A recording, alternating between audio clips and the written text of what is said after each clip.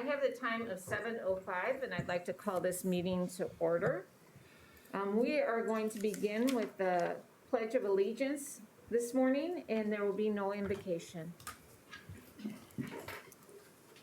I pledge allegiance to the flag of the United States of America and to the republic for which it stands, one nation, under God, indivisible, with liberty and justice for all.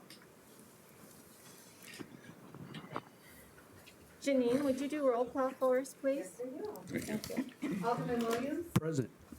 Parker? Present. Wentz? Present. Potter? Present. Moyer? Present. Schoonmaker? Present. Walden? Present. Bird? Present. Thank you. Thank you. So this morning, we have a lot of information to cover. What I'm going to do is guide us to take a 5-minute break on the top of every hour. And so you kind of understand when we're going to take breaks. We're going to shoot for a 3-hour session. So let's see what we can get done in that time. If we finish early, fantastic. We have to go a little bit longer. I understand if people have scheduling conflicts and they need to drop off, that's fine. I'd like to begin this morning's session with a little introduction from Dirk Price. I want him to give us some guidelines because we will be talking about staffing and employment, and we need to be clear about having some guidance on what's appropriate to discuss and what's not appropriate to discuss. So I'd like to turn it over to Dirk Price. Thank you, Mayor. There's no podium this time, so for those who can't see me on the camera, I'll just try and speak up as much as I can. So today, you're going to be presented with a lot of information, and there's going to be a lot for you to consider. But respectfully, I would request that you not make any decision, not try to make a motion with any formal decision. Whatever strategies you seem to build consensus around or coalesce around, or a majority of you seem to want to support, we need to carefully walk through all of the collective bargaining agreements we have to make sure that whatever it is, whatever direction, whatever strategy, whatever goal you'd like to achieve, that we do it in a way that's respectful of the agreements and doesn't create an unfair labor practice.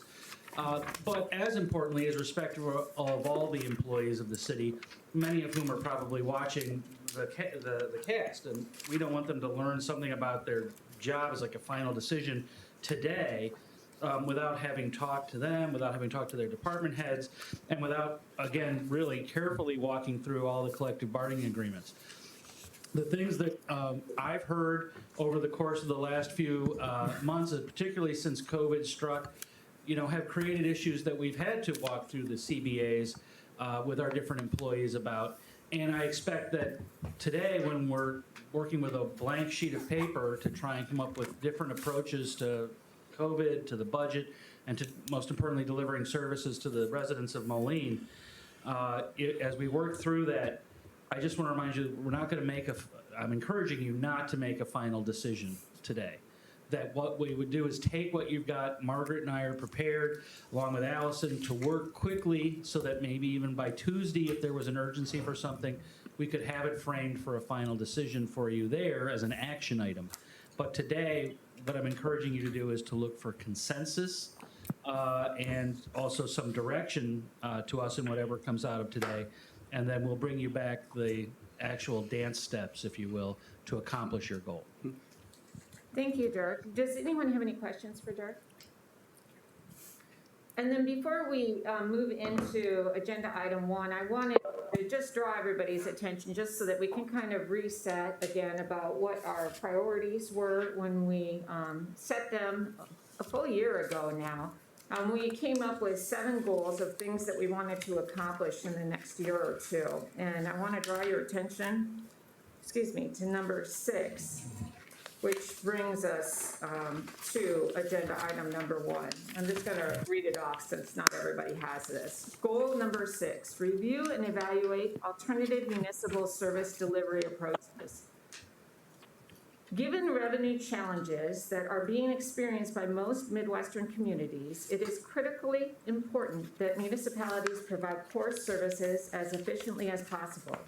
Given this reality, it is a priority of the City of Moline to systematically and regularly evaluate all municipal operations to ensure that the local government is operating at peak efficiency, proactively identifying and evaluating alternative service delivery methods, including contracting for municipal services and activities with private companies should be undertaken to stretch scarce local revenues and provide Moline taxpayers with assurance that their tax dollars are being used prudently by the city of Moline. And then on the third page, I attached one example of one of our departments and how they were integrating that particular goal in, this one happens to be Public Works, how they were integrating that particular goal in some of the target activities that they were doing over the past year. So with that introduction, I'd like to turn the council's attention to the efficiency study presentation. And presenting today will be Mark Peterson and Kate Rush from GovHR. They are attending remotely. Mark and Kate, thank you so much for joining us this morning. I'm going to turn it over to you. Thank you, Mayor. First of all, can you hear me okay? Yes, you're coming across very clearly. Okay, great. My colleague Katie and I are happy to be here with you this morning. We'd be happier if it was a little later,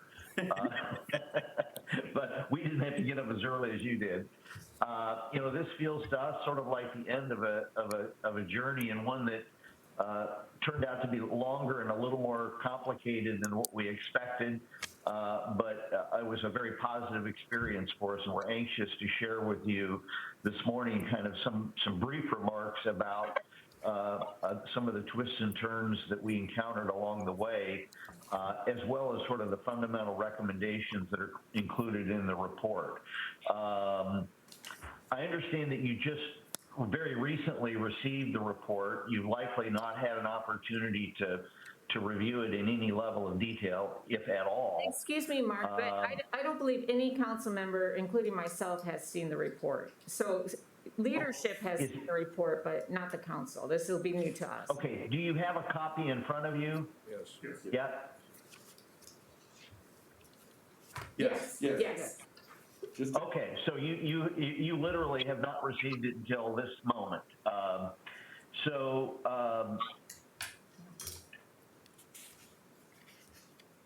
you haven't had a chance to review it, and let alone really carefully considered the findings and recommendations.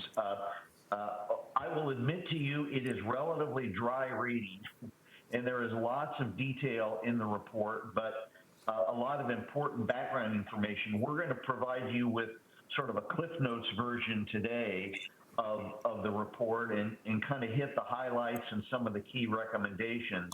But I will echo what your city attorney mentioned. You will not be in a position this morning, I'm sure, to make any final decisions, as you'll still be digesting many of these recommendations, some of which I would expect that you will choose to pursue. Others you may not choose to pursue for a variety of reasons. So again, the report contains a lot of recommendations, and you know, there was a lot of talk initially about outsourcing, but Mayor, and this dovetails nicely with your introduction, the report really focuses on service delivery approaches and efficiency. We do talk a lot about staffing levels and staffing productivity. Most of the recommendations fall under those general categories of service delivery, efficiency, and staffing. However, there are some recommendations in the report that really don't relate to any of those things. And those typically involve findings that occurred during the course of our study that we felt compelled to share with you. We felt that they were important issues or problems or opportunities in some cases that we felt important to share with you, even though they didn't really fall within the scope of the study. So there are a few of those recommendations, and as we go through the detail, you'll see those. So this morning, again, we're going to give you an overview of the study. We probably will limit our comments to 20 to 30 minutes.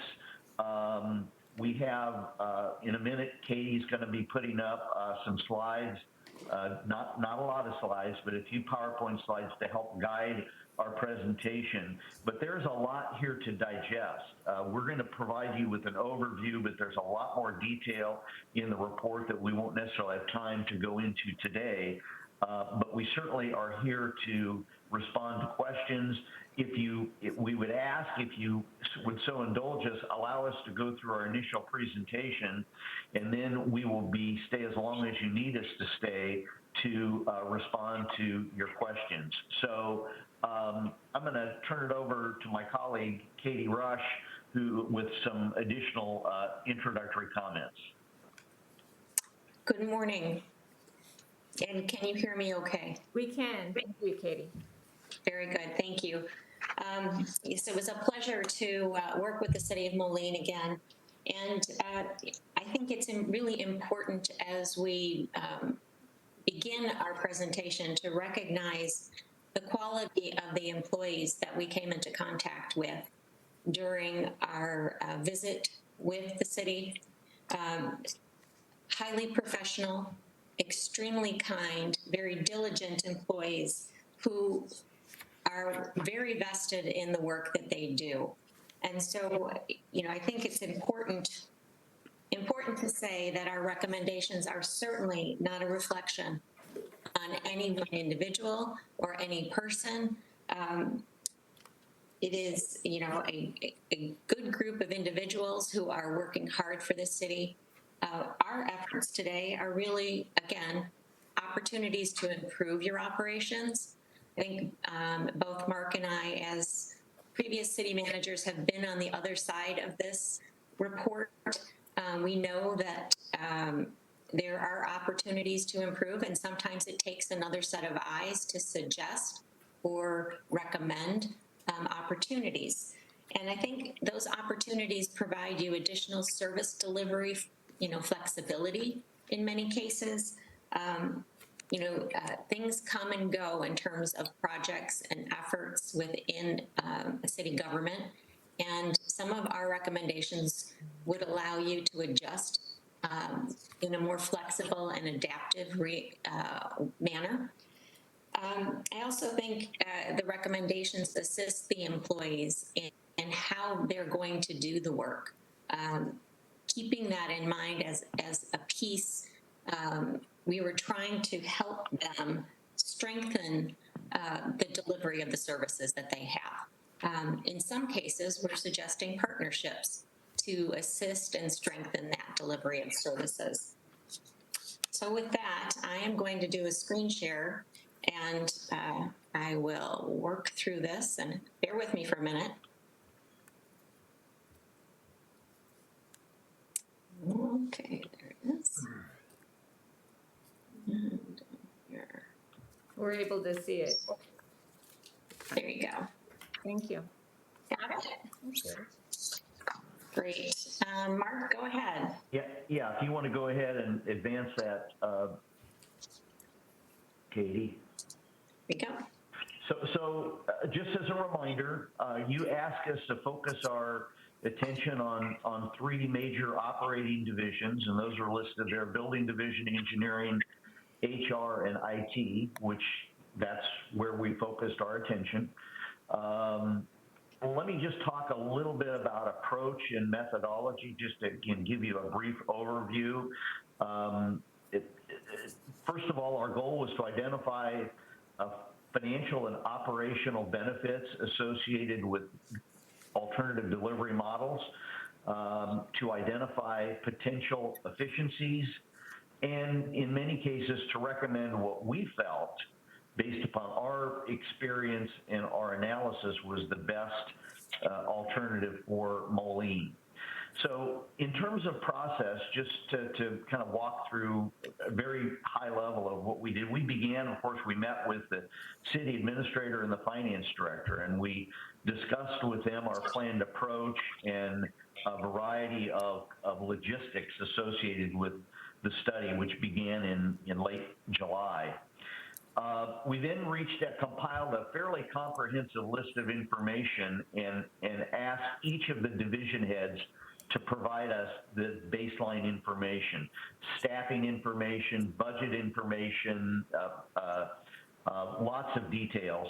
And I will say they dutifully and expeditiously provided all of that information. And it was some work on their behalf to pull that together, so we appreciated that. We then sat down one-on-one with each individual employee within each of the 4 divisions. And prior to sitting down with them, we sent out we called it a survey, a questionnaire, if you will, and asked them to provide us a lot of information in writing about what their job entailed, major duties, responsibilities, special projects, challenges that they encounter. It involved a variety of things. In fact, we've included copies of these surveys within the report in appendices, so you can see what questions we were asking. We asked each employee to have those available in advance or by the time we met, and again, everyone complied and provided that information. So as I said, we sat down, either Katie or myself, with each employee within the 4 divisions.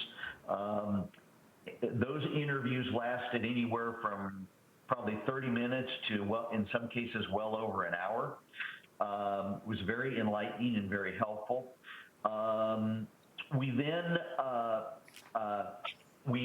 looked at job descriptions. We studied the job descriptions. We, of course, examined budget information, not only current budget information, but past budget, and tried to ascertain trends within the department. We sought out and studied what would be considered to be best practices in each of these operating areas. Mark, I think we have a, There was, oh, okay, we're okay. there's a little feedback there. Yeah. And we again reviewed budget information in detail, and then we benchmarked the city of Moline and compared it, particularly as it relates to these 4 divisions, with other communities in the region and communities that we consider to have some level of comparability with the city of Moline. And during the course of the study, we followed up a number of occasions with specific employees or division managers to get more information or seek clarification on the information we'd already received. And finally, throughout the course of the process, we touched base on a regular basis with the city administrator and, in many cases, the finance director, and shared with them preliminarily findings and shared with them some of our ideas and recommendations to sort of get their reaction to make sure that they felt we were on the right track. So it was a robust process, but one that was necessary. It was critically important for Katie and I to understand what is going on within each of these 4 divisions. And I'm here to tell you there's a lot going on.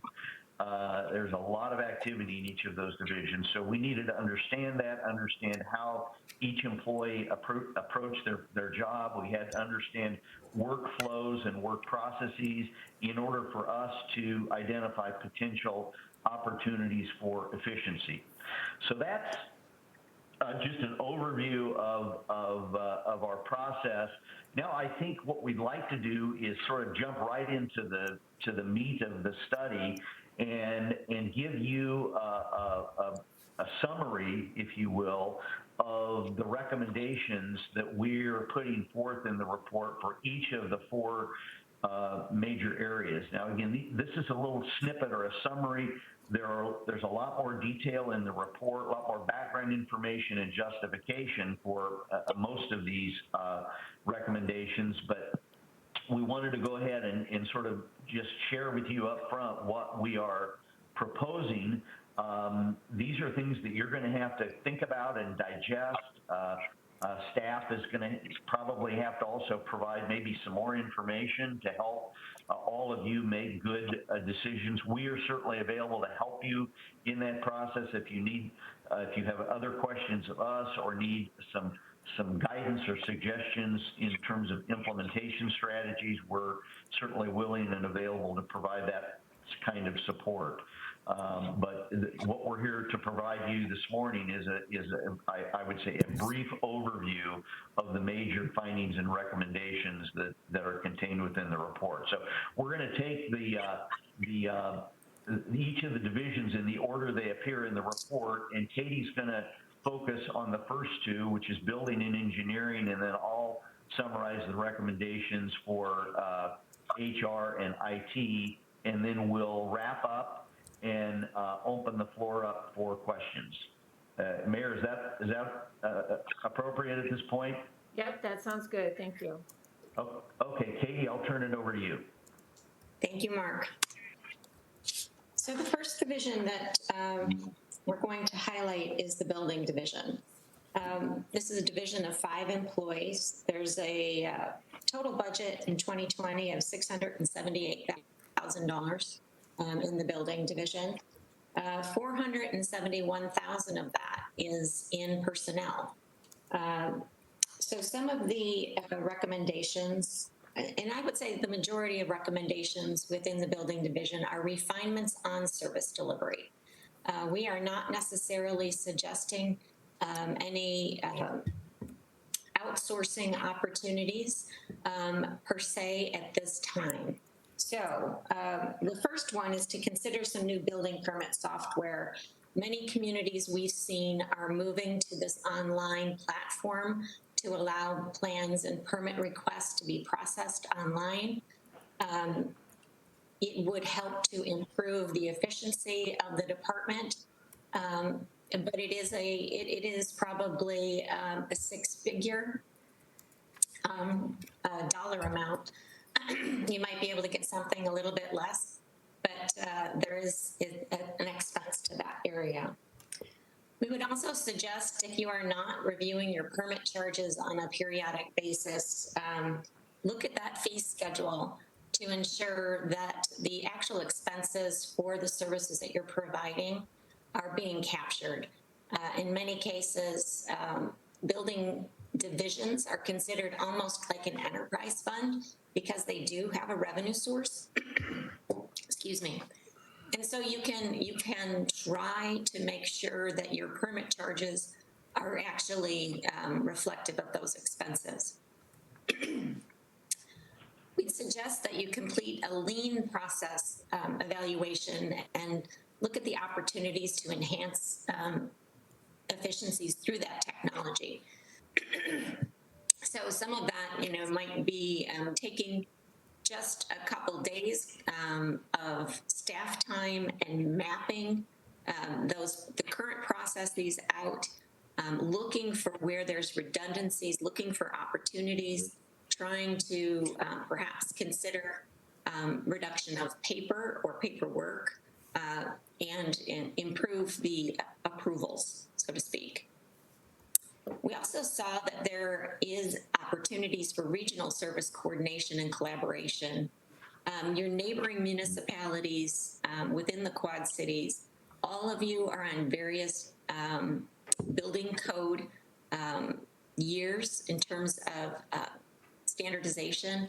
If there was an opportunity to standardize across the municipalities, there would be an opportunity perhaps to support each other in times of increased demand for service. When you have different exceptions, different codes that you're administering, sometimes it hinders that.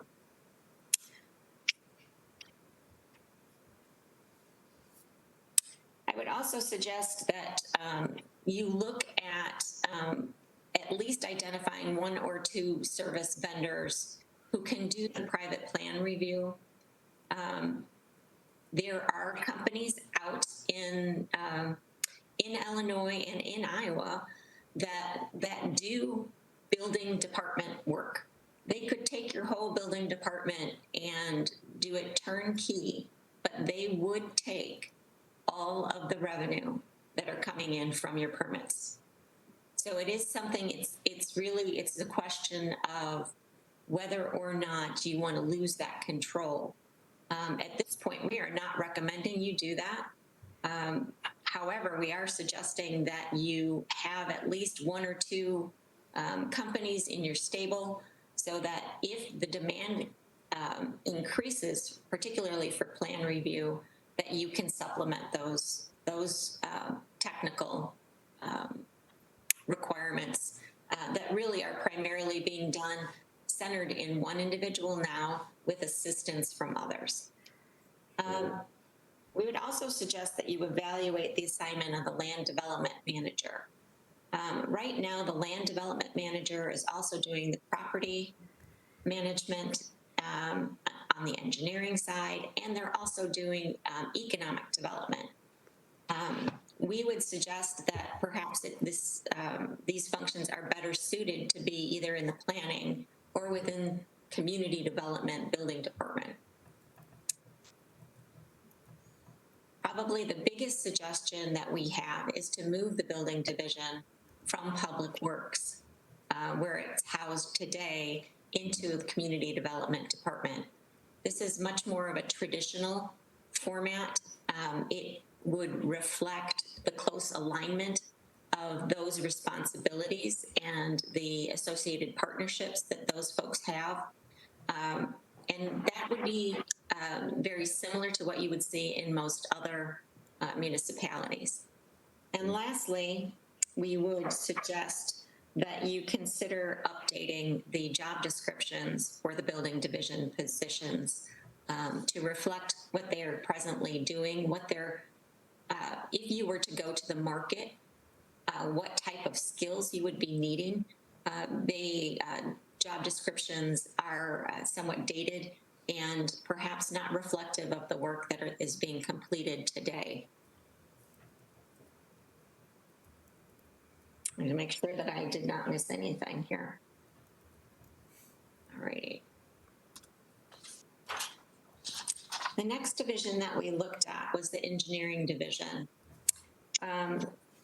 Within the engineering division, there's actually, it's broken into two cost centers within your budget. The budget calls for an engineering area as well as the traffic.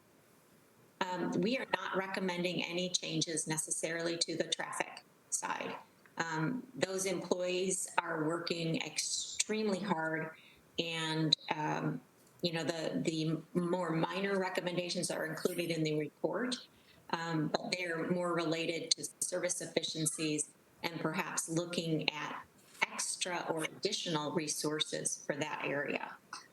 Our biggest area, though, in terms of discussion is consideration of the various service models for engineering services. And we talk about that in the report in that there are different ways to mix and match the approach to engineering. Right now, Moline has a traditional, well, I wouldn't say traditional in the sense of an older style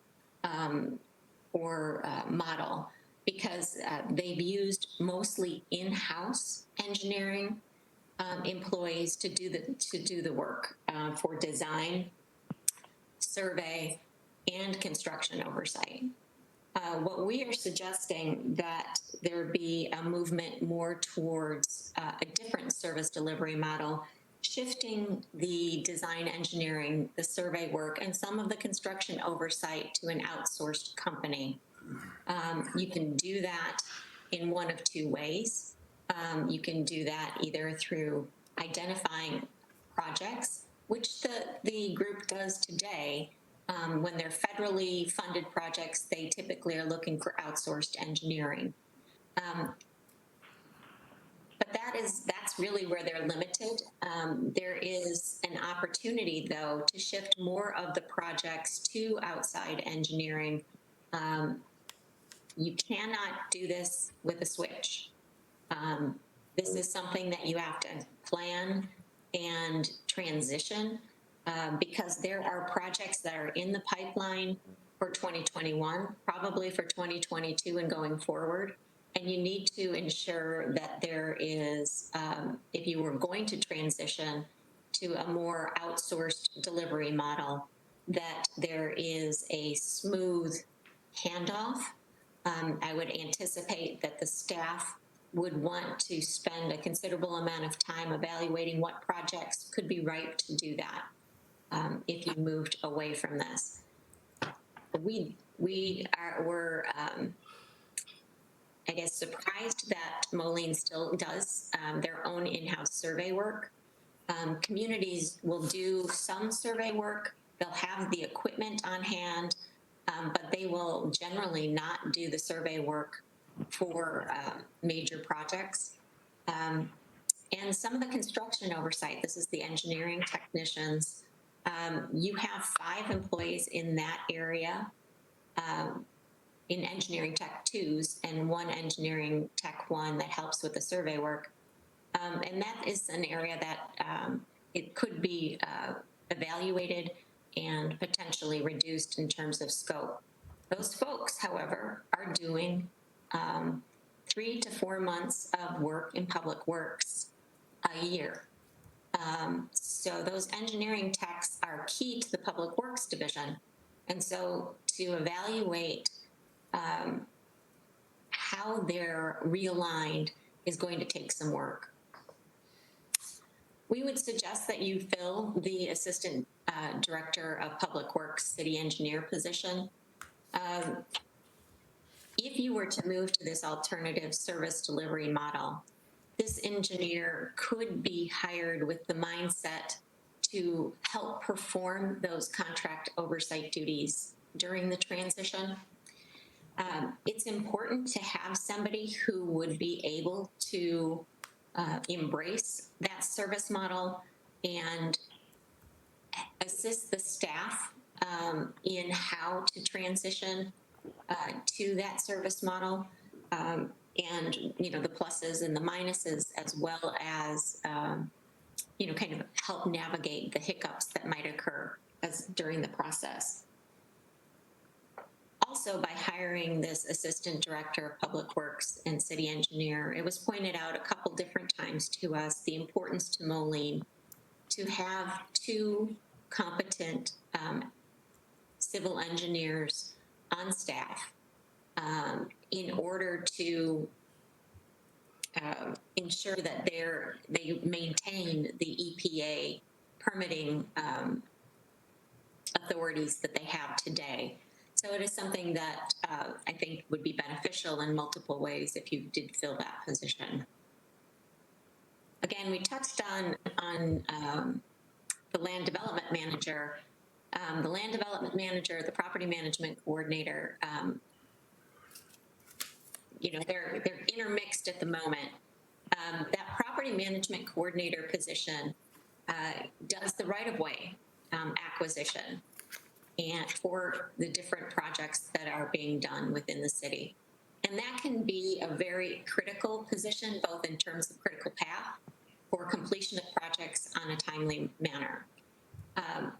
We are suggesting that those responsibilities be assigned to the civil engineer or the construction manager, in that, you have to have those functions occurring, but presently you don't need to have it invested in one individual. However, because that one individual today is doing 3 jobs across the different departments, you do need to look at how there's an opportunity perhaps as part of this alternative service delivery model to shift some of those responsibilities to others, including the civil engineer. The folks that we talked to also indicated that they do bridge inspections and bridge maintenance work. This would be an area that you'd want to potentially do an RFQ to test the market. This would help ease the work that is being presently completed by the engineering technicians. And then again, updating the employee job descriptions would be helpful. The employee job descriptions that we were provided had a date of 2004. So again, very important to reevaluate and consider particularly the various positions to make sure that they reflect the capacities, the knowledge and skills that you need to have completed in those tasks today. I'll turn it over to Mark to the next one. Thank you, Katie. I appreciate it. The HR department is a 5-member department. Total costs of total personnel costs, including salary and benefits, are around $455,000. The lion's share of their budget is personnel costs, as you would expect.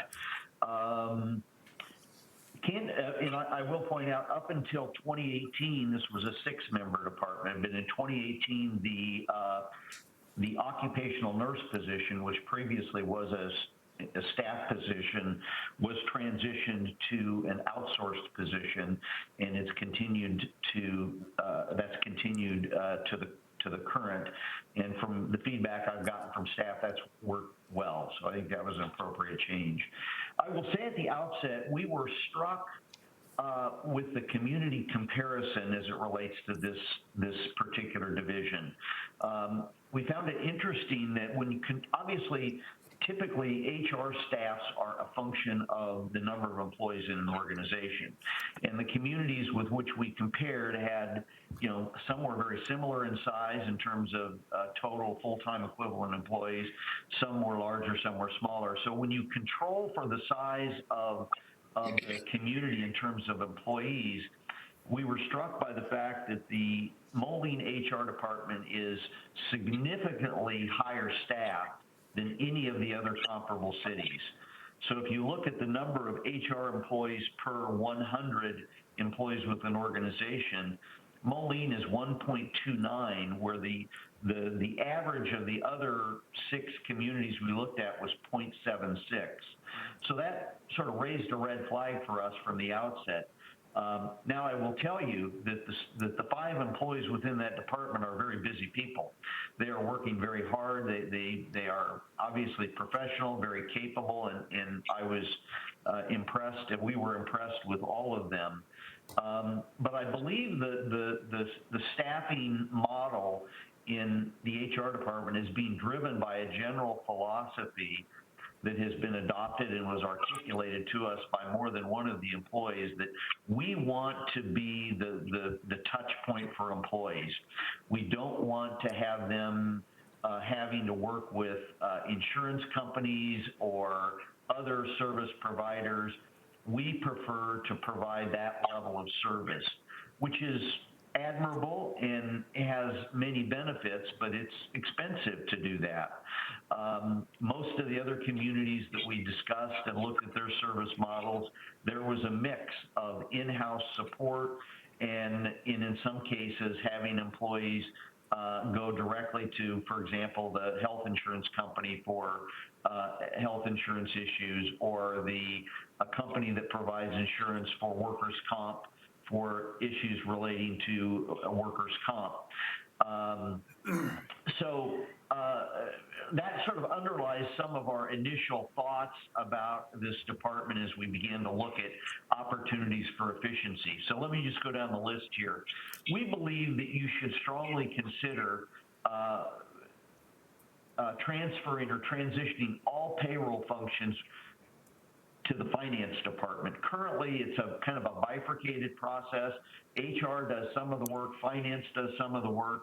As we looked, and we did obviously talk with the finance staff and got some feedback from them, but we feel there are efficiencies to be gained if all of the payroll functions are housed in the finance department, and that would free up a significant amount of time of a couple of staff positions within HR to focus on other activities. Related to payroll, we think that the city, we recommend that you look at obtaining a more advanced integrated timekeeping system for the organization. You're currently using a timekeeping system called ExecuTime. I'm happy to be familiar with that because my organization, when I was city manager, used the same system. It works, but I would call it cumbersome and clunky and sort of it's sort of a lot of labor that should not have to be expended for timekeeping. There are newer, better systems on the market. Certainly that's an expense, but we think you should investigate that, and we think that would further streamline and increase efficiency in the payroll process. We recommend that you establish a benefit portal, an electronic online benefit portal for employees so they can go in and make some changes in their benefit elections, like dependent coverage and the type of insurance that they're opting for if there are options. Again, it's a way to reduce workload on the staff, and it also provides employees who choose to use that portal a much more convenient way to monitor their benefits and to make changes when necessary. And it's a fairly common practice in many organizations today to have such a benefit portal. A few years ago, actually in 2019, you transitioned to a new provider for your general liability, auto liability, workers' comp insurance coverage. You moved from being in a standalone program, a more conventional insurance program, to a cooperative pool of many other public entities through a company called IPMG. And the feedback that we received from staff has been a very positive experience. IPMG, I think, is very competitive. You're basically sharing risk with other municipalities throughout the state and other public entities, and you're also joining together to create a purchasing power as a large group that allows you to attract more competitive pricing for coverage than you would be able to do as a standalone as just the city of Moline. So that was a good decision, we believe. However, IPMG, as part of your membership in that pool, they provide a lot of loss control and risk management services to their members. The city is taking advantage of some of those, but not all of those. You have opted to handle a lot of risk management activities, workers' comp coordination, those kinds of things in-house. And we believe that you can gain some significant efficiencies if the city chooses to take advantages of those services through IPMG, which essentially you're already paying for. And that would help relieve some of the workload, maybe a substantial amount of workload, of the current risk management specialist who's very capable and appears to be doing a great job, but certainly there's a duplication there, and we think you should strongly consider taking advantages of those services that are already available to the city through IPMG. And moving on to the next bullet point, we think you ought to undertake a similar exercise with your health and dental insurance program. You're currently self-insured, but in a standalone situation. There are a number of really good public pool cooperatives, very similar to IPMG, where municipalities and other public entities come together in a pooled approach to provide and purchase and provide health and dental insurance coverage to their members. We think you're likely to get very competitive pricing through that process. And second of all, they also provide typically these cooperatives, and there's one in particular that both Katie and I are familiar with that we cite in the report that we think you should reach out to, but they provide a whole range of services to help supplement your HR staff. And to work directly with employees. And they do an excellent job of that. And we think, again, that will relieve particularly your benefits coordinator position from a lot of the day-to-day employee service obligations that she has, and will free her up to maybe be redeployed for other activities. Finally, and this is a recommendation that really covers multiple departments, but currently the as we understand, the HR division and the IT division report ultimately to the city administrator. We think you should consider a new position that would be called Administrative Service Director. There are other things you could call it, but that's a common title, where the three major administrative internal service functions, that would be finance, HR, and IT, report to that Administrative Services Director. That will relieve a lot of day-to-day oversight responsibilities of the city administrator, so he or she can focus on other activities that maybe they should be spending their time on. And we think it provides a higher level of accountability for those three divisions. We think that's something that you should consider. Doesn't have to occur right away, but we think in the long run, as an organizational model, that one makes a lot of good sense.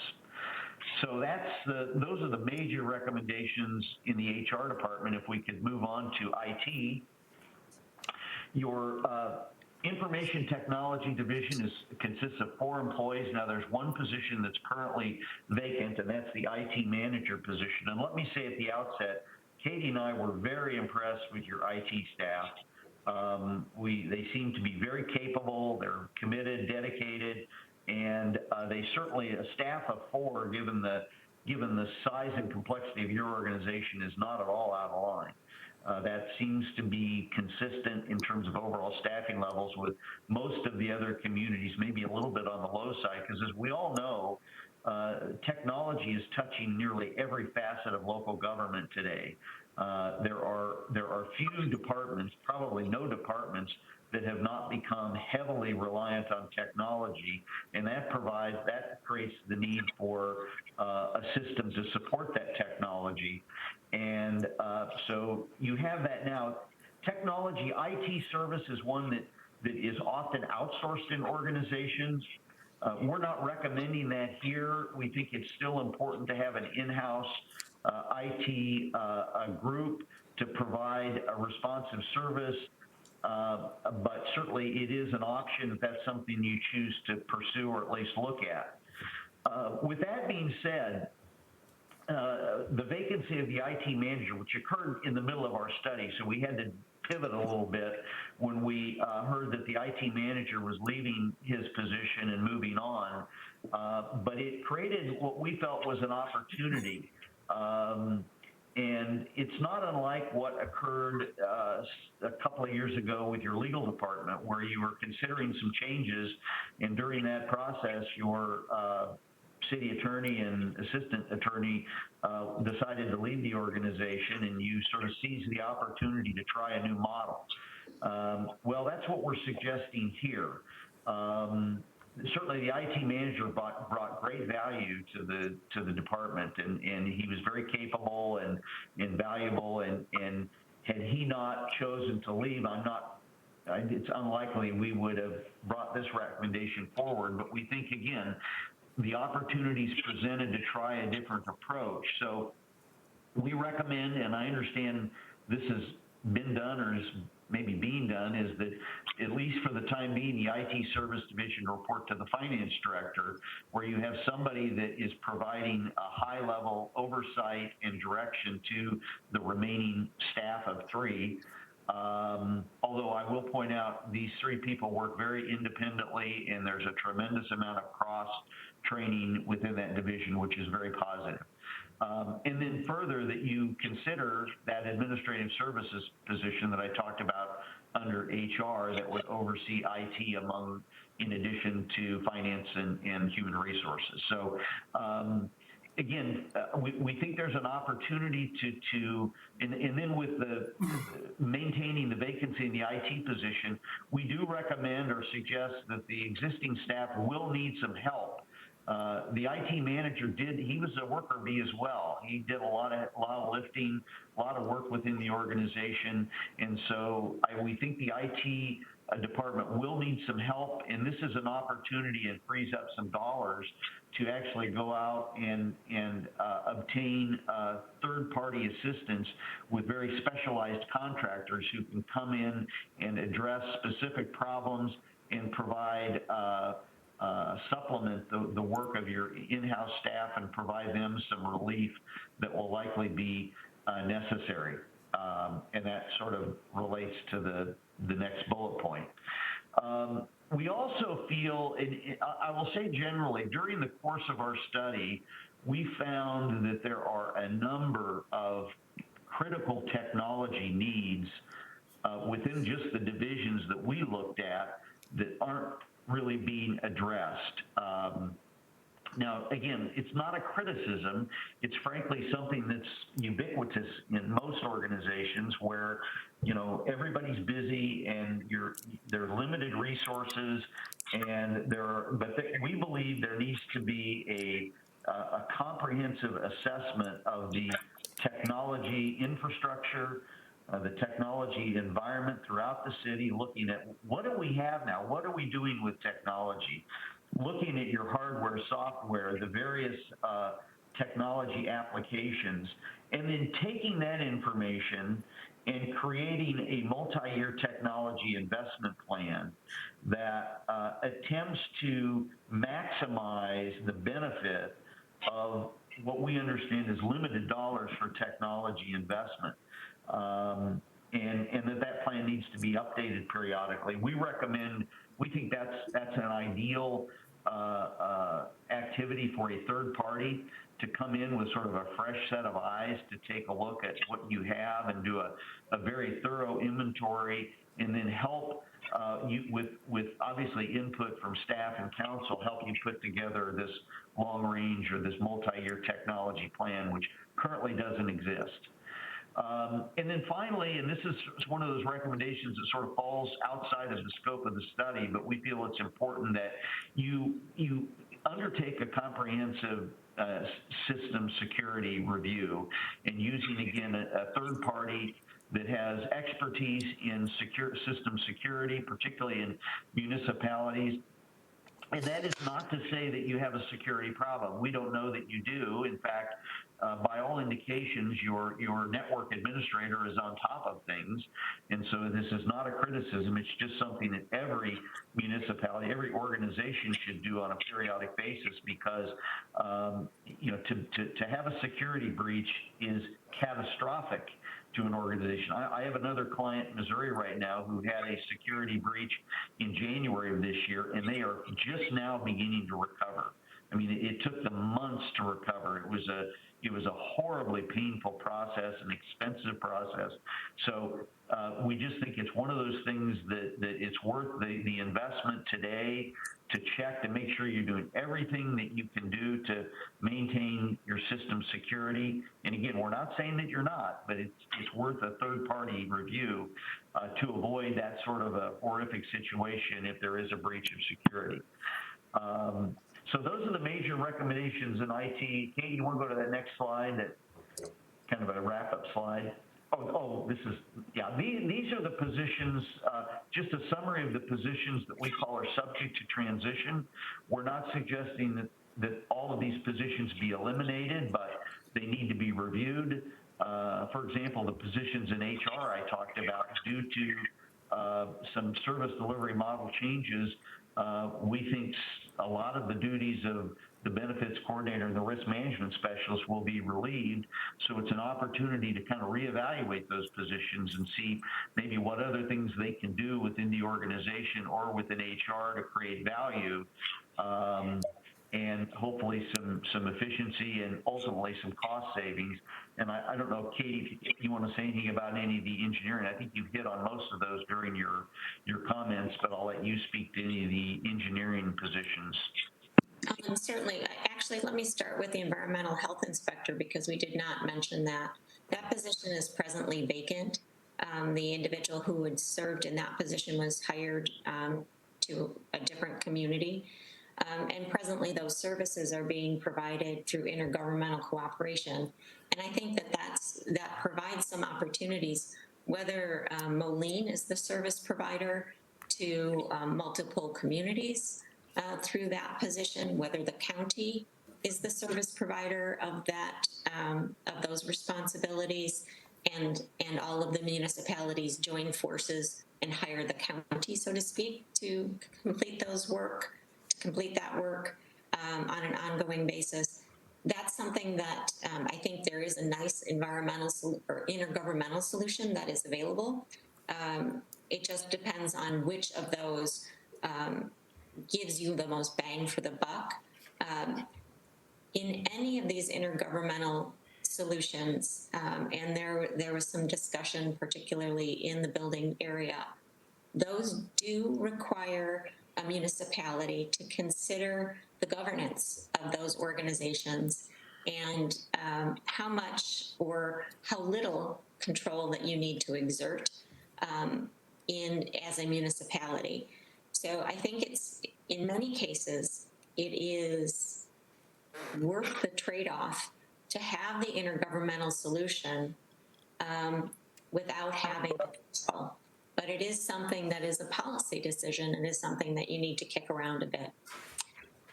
In terms of the design engineers, design engineers, engineering technicians, and the survey crew, those kind of are a bundle. You know, you have very competent and capable staff.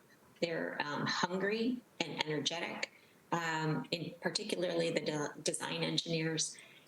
They're a pleasure to speak with. And so I think that providing some type of transition for that, where you look at either project engineering or you look at discipline engineering. So that maybe, you know, discipline engineering would be, for example, you would hire an outsourced company, or you would identify one company to do stormwater, one company to do roadway, one company to do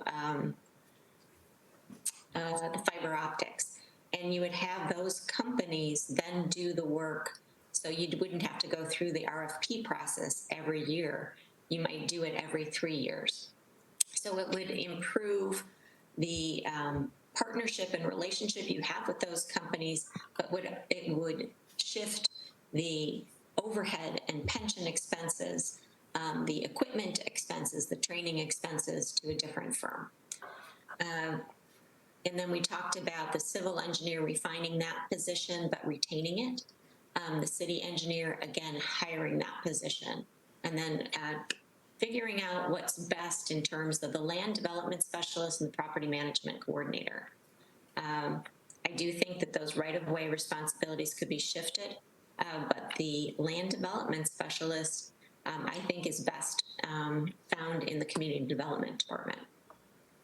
So with that, yes, Mark. Can you go back just a second, Katie? I just wanted, in the previous slide, I just wanted to add under several of the engineering positions where during the late fall, winter months, which we're entering right now, when things slow down in engineering, many of those employees are redeployed elsewhere within the public works organization. They may be used as snowplow operators. They may assist with the leaf collection. They fill potholes. They help in the vehicle maintenance operation. Some of them go over to utilities and help in water or wastewater. So that we didn't consider that really because that's not their primary role. But it's fair to say that's another impact. You lose those extra quote worker bees end quote during the winter months if you do something else with those positions. Again, we didn't consider that because that's really not what they're there for, and they can be kind of expensive leaf rakers, but at least they are productive. It's not like they're sitting in their office doing busy work. They are being put to some productive use, albeit maybe not using the skills and talents that they're really being paid to apply to the city. So I wanted to just add that with some of those engineering positions. It's just a little additional level of complication. Thank you, Mark. So just to wrap up a little bit, where do you go from here? Well, first of all, I think you need to really think through and carefully review the recommendations in the report. Again, it's a pretty lengthy document, and not that you have to read it line by line because that's a tough read, but I think it will provide you with more of our rationale and justification, and ultimately you'll have to decide, and with input from staff, which of the things that we suggested that you want to pursue. Some things you may want to do quickly, some things you may say, let's put that on the back burner and wait and consider it later. But for those things you do want to pursue, it's important to develop an implementation plan for each of those recommendations, including what is our process, how's this going to work, and a timeline. Some of these things can be done quickly in a matter of weeks or a few months.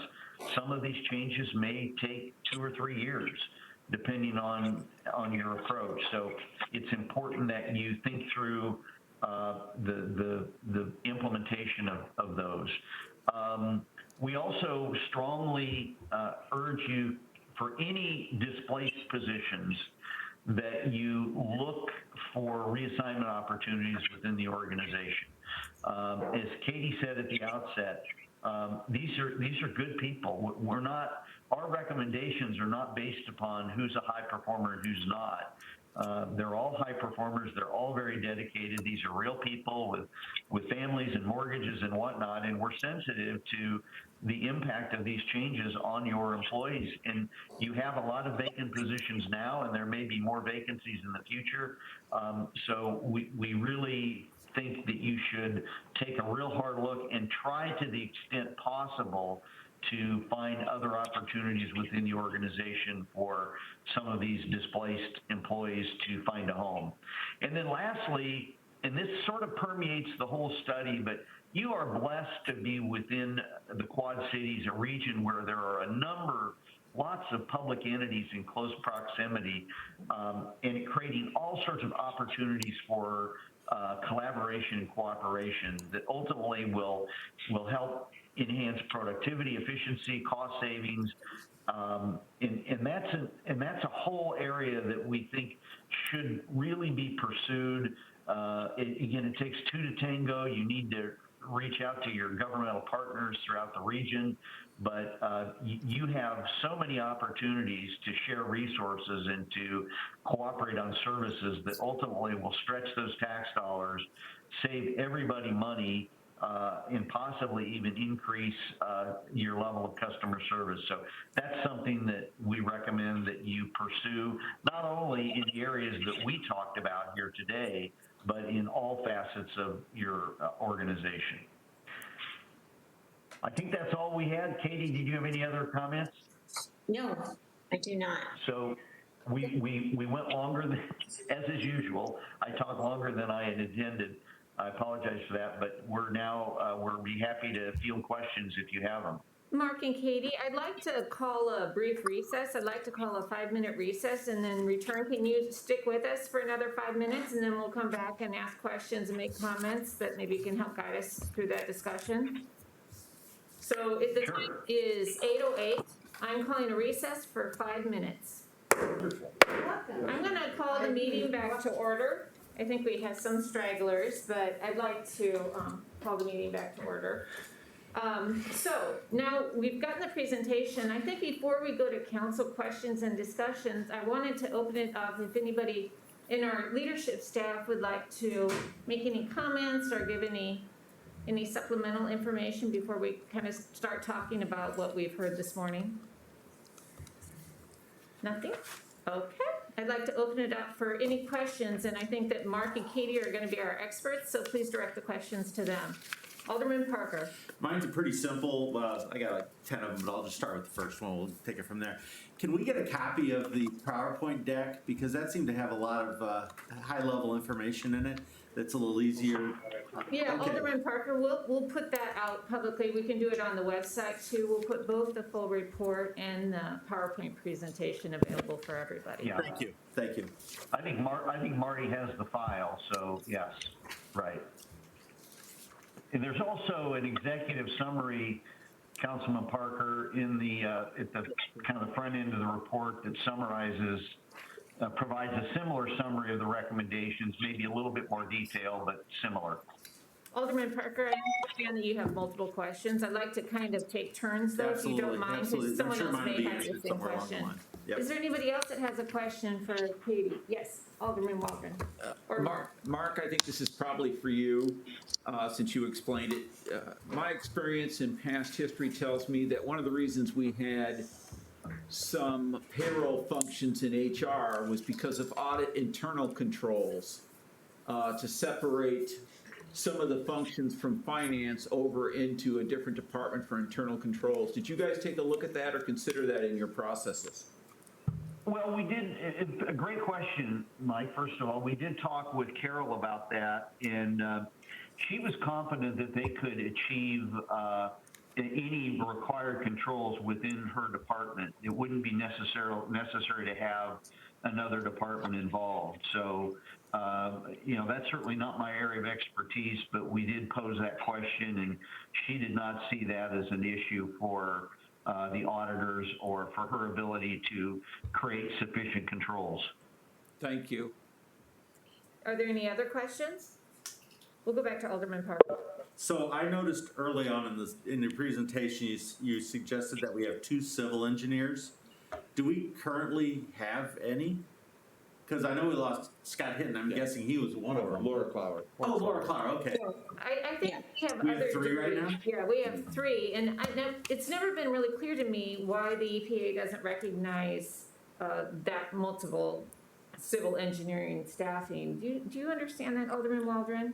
We have 3. I mean, we have 3 engineers.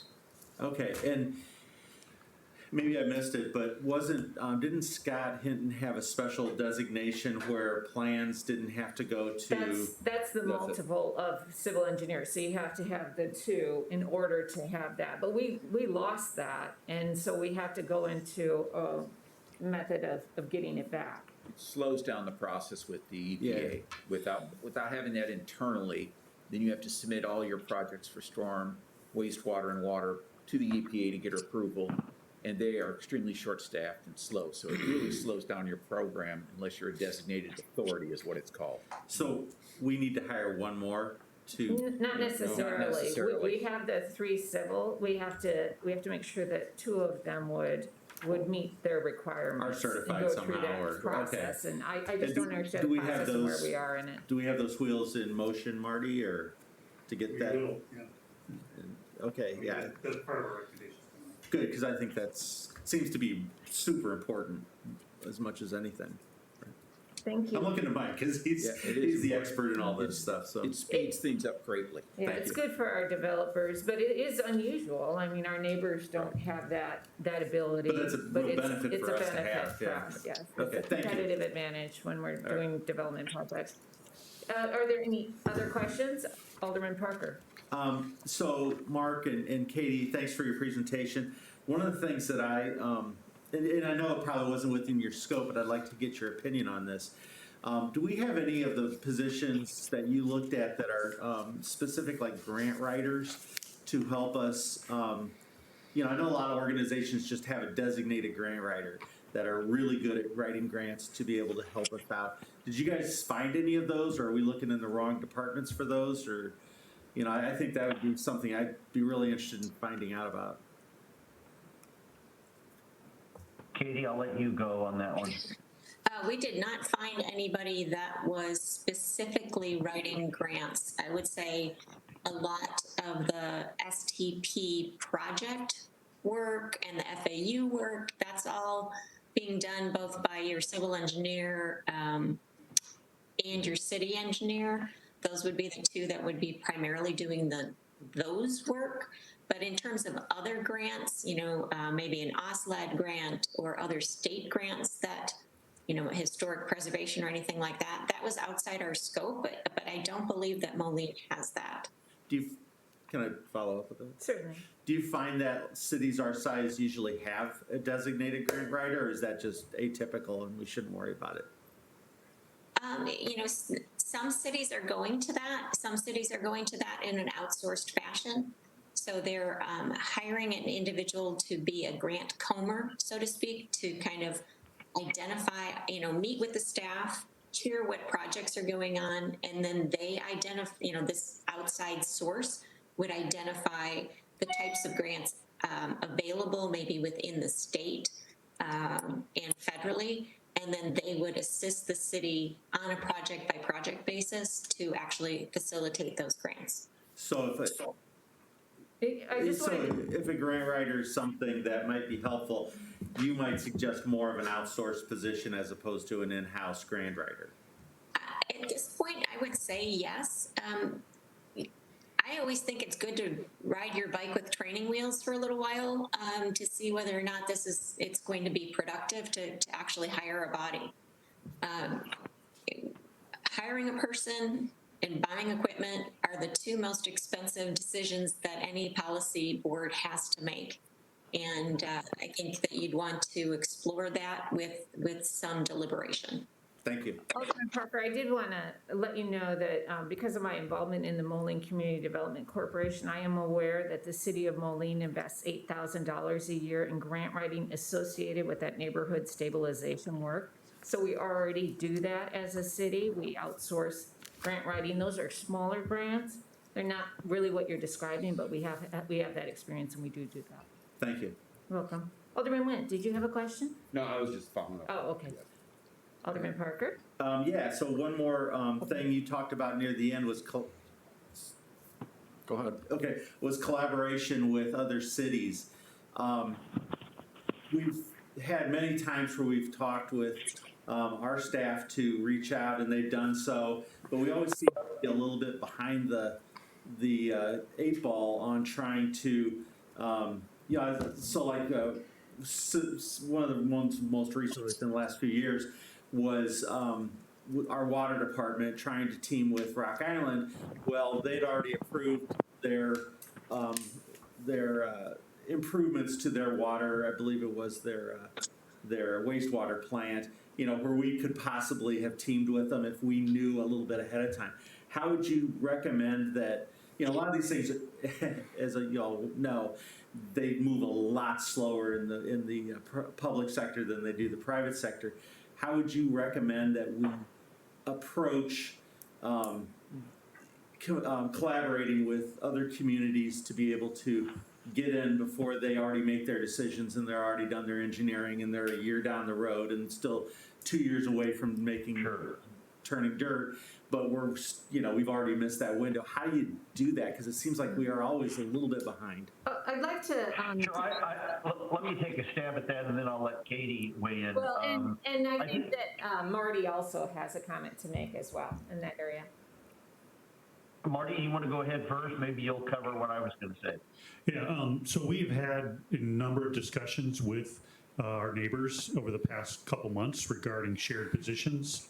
And at the request of Mayor Acree and Tomes, we've had a meeting coordinated by State to look at any number of different services. And I think in our presentation, Carol and I are going to provide, you're going to see some of that addressed.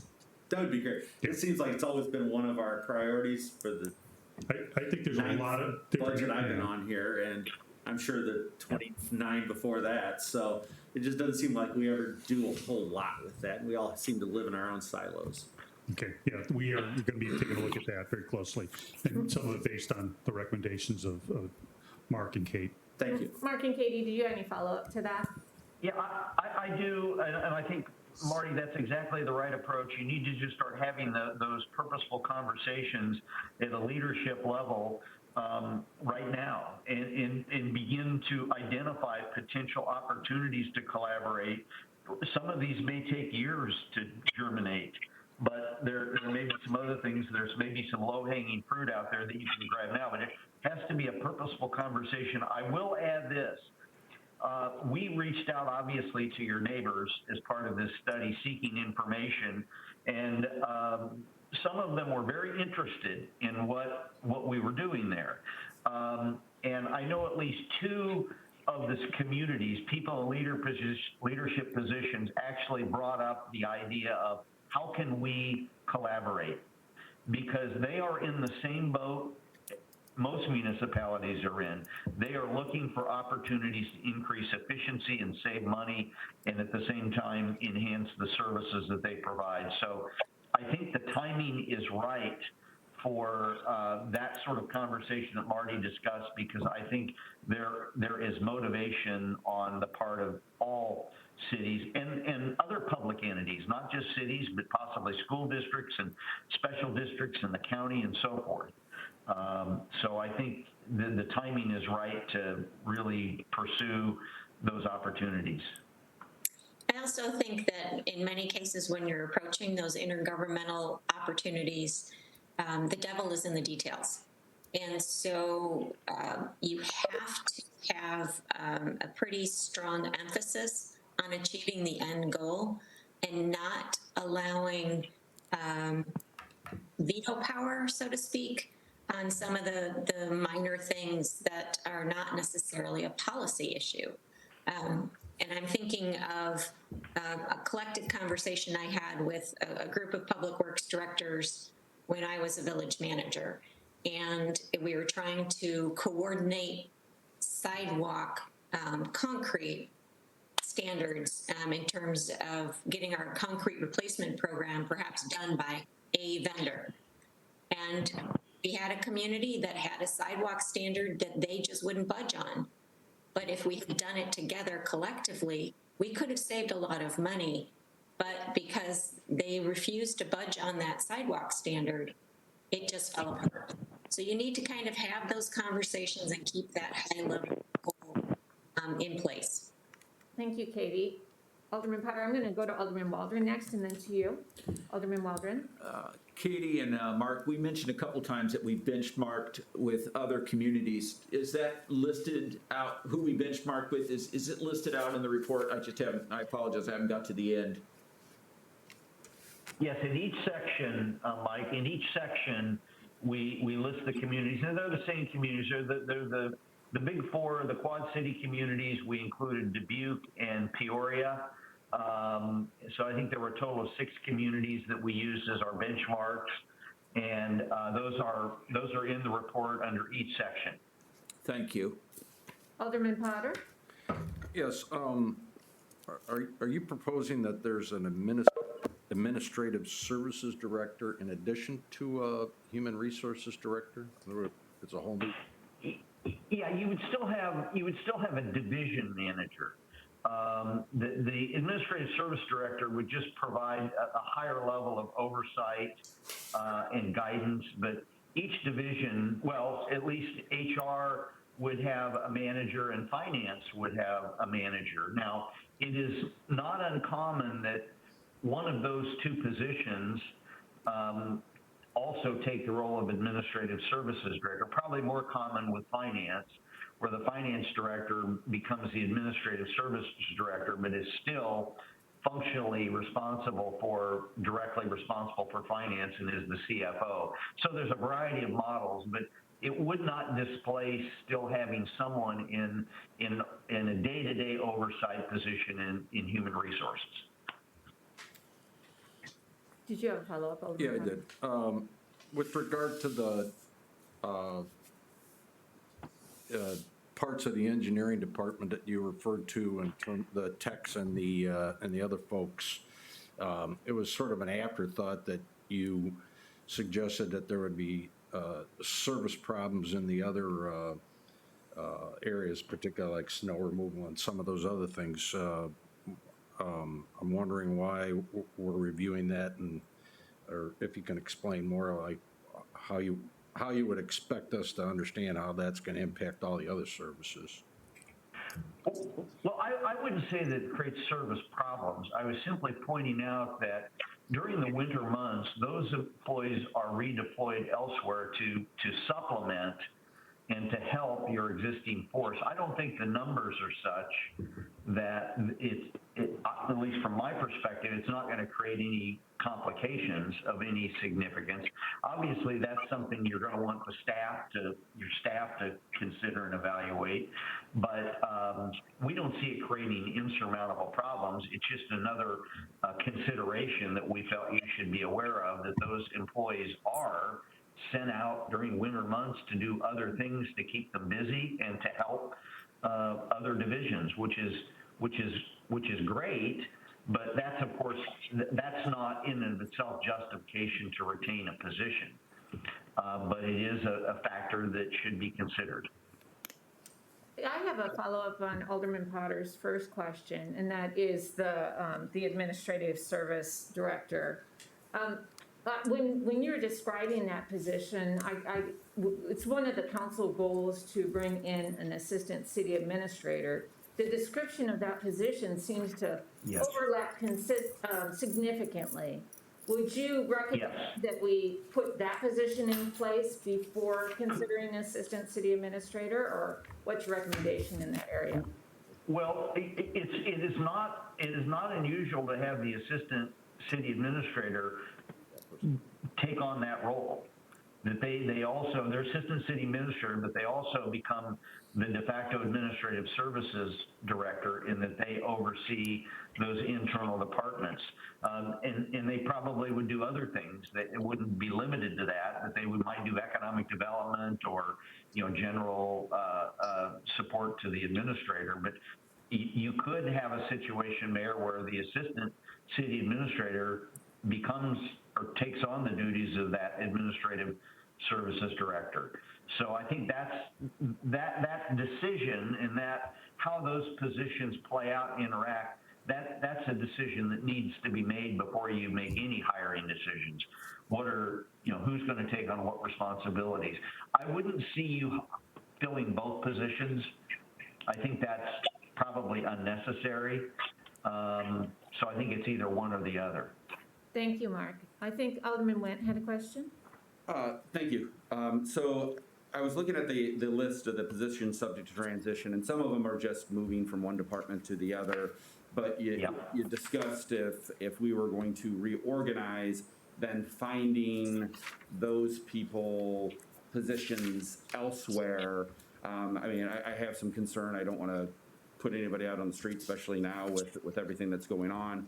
But in your experience in the past, have most organizations been able to find a place? Because there seems to be a number of people there, and if not, or even if they do, what is, like, I guess, for lack of a better word, the breakage? Like, how many of those people wind up then taking jobs at other communities or those sorts of things?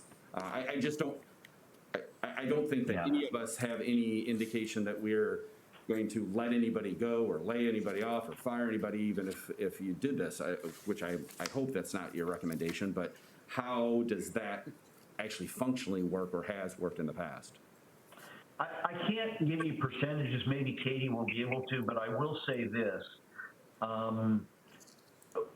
Those employees that leave typically choose to leave themselves. You can offer offer other positions of maybe even of comparable pay, maybe not, maybe it's not quite the same pay.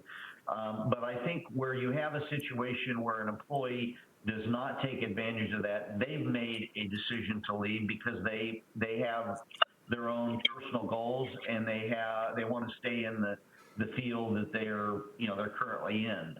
I don't know, Katie, do you have a sense of, any percentages or anything like that? No, I don't have a percentage per se. Many communities have been offering early retirement incentives, so that allows opportunities for reallocation or reconsideration or realignment of employees that they might be considering to shift to a different alternative service delivery. I'm thinking back into 2008 in the community that I was managing, and we cut staff. We actually cut staff by 15 or 20%, and that was extremely painful to the organization. I would never wish that upon anyone. And in that sense, what we did is we ended up having to provide them separation pay. And so, as you proceed to evaluate what is a good service delivery model for Moline, you do have to consider if you're going to rip the Band-Aid off, so to speak, or if you're going to provide a nice alternative transition if you have that opportunity.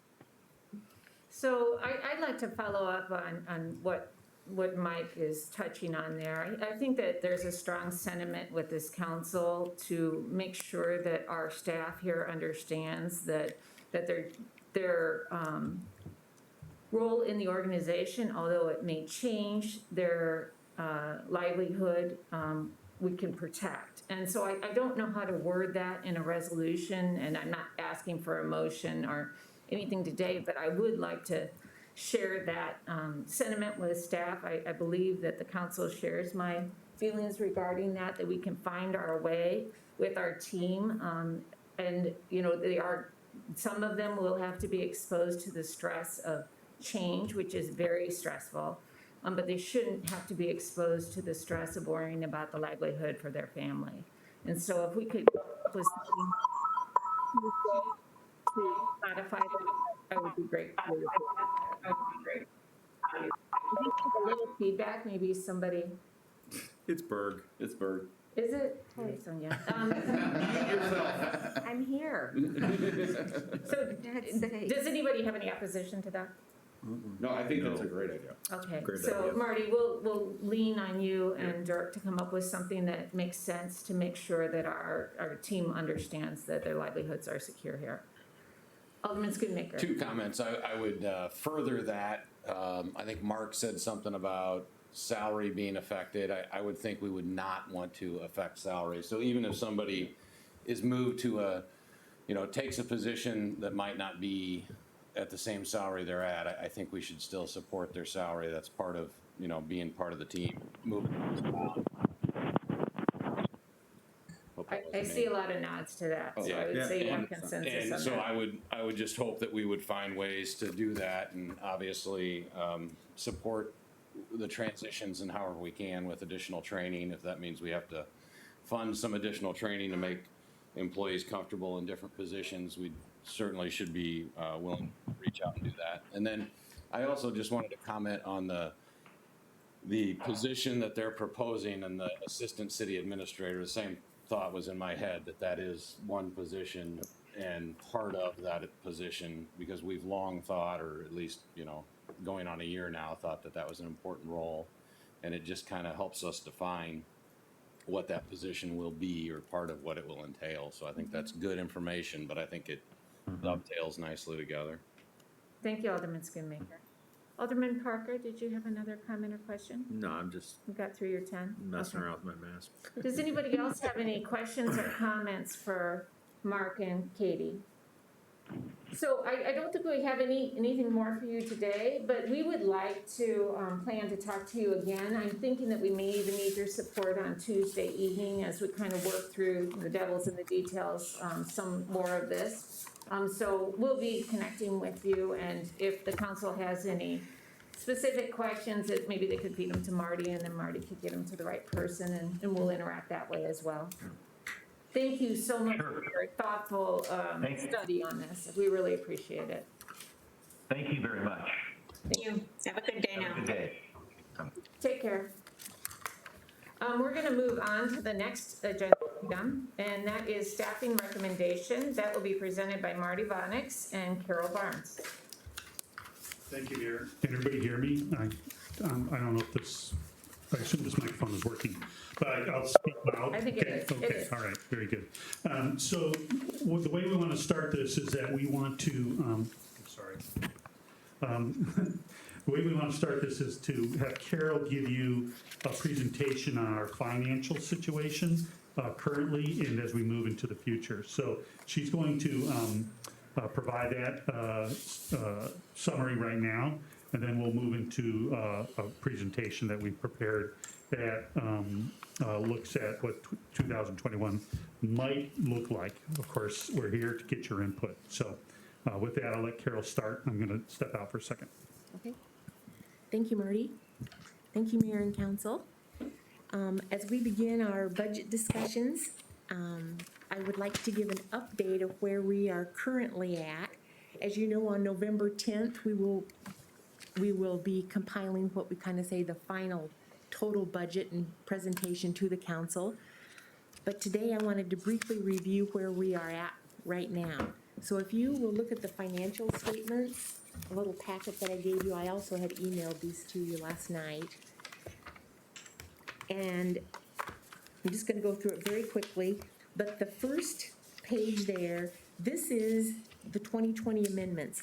As you recall, a couple weeks ago, we adopted the budget amendments here mid-October, and we've already got some changes that we are accumulating now for December. We've had another position leave, and as we've continued to kind of refine the operating budgets, we've had a little bit of change. But just in a snapshot, if you take a look at the general fund, we are anticipating by the end of this December, so this is the current year we're looking at, we anticipate the general fund to actually have an ending fund balance of net of transfers of $12,753,000. And that is a net increase of $618,000, with $500,000 of that being from tourism. So it's actually about $118,000 in the black for the current year. So all the effort, all the work, all the guidance and direction that council has given us throughout the year worked, because we are able to project here that we're going to have an ending fund balance in the black at the end of the year. Alderman Nguyen? So just so I make sure that I understand. So in the general fund, since when this began, the decrease in revenues compared to the decrease in expenses, the difference is basically only 118,000, because we're down about 3 million in Yes. both. Yes, And so we cut almost the exact same amount of revenue loss as expenses, and the only difference was what, 118,000? yes, Okay, all right. yes. And it is much better than what we had anticipated when we looked at this, 6 months ago. We did not know where we were going to end up. So Yeah. we feel very fortunate that we are in the position that we are going into next year's budget. That's kind of the highlight on the 20, I guess the other thing to say, so again, that ending fund balance, 12,000,007, it's actually a 30% fund balance to total expenditures.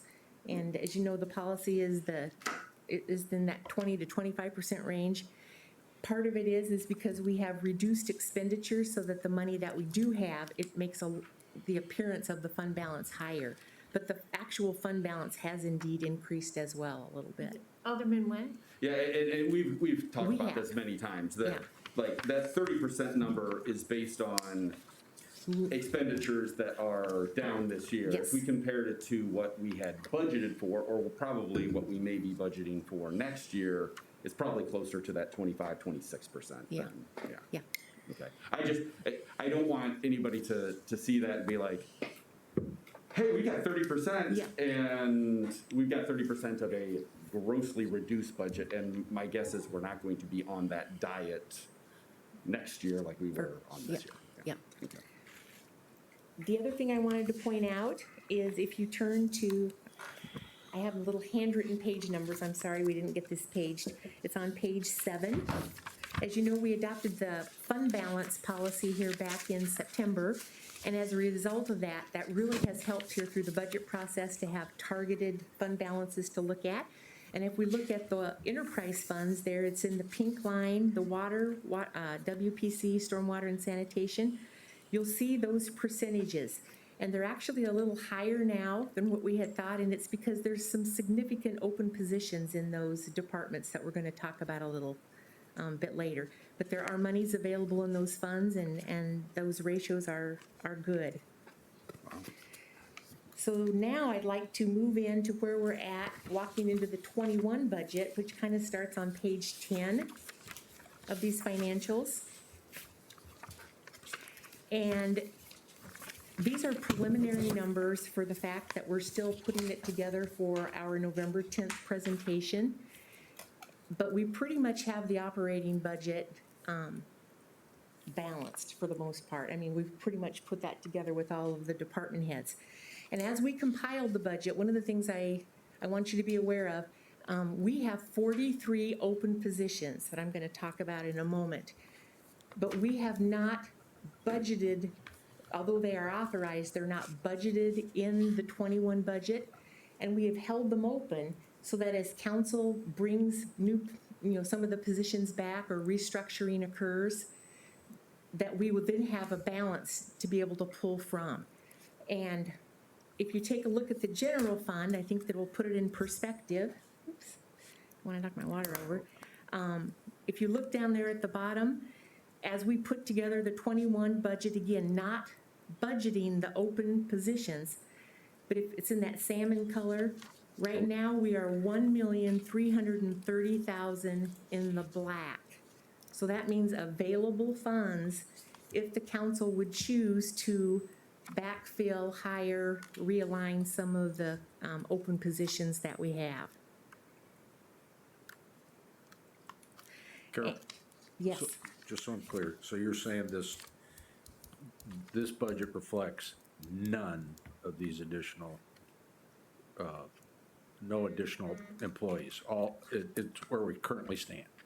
yes, it Thank you. doesn't include any of the 43 open positions Thank you. right now. Thank you. And I'm gonna tie those in here in a second. Does it include seasonals? Yes, it has all the seasonals back in. All the seasonals are budgeted for.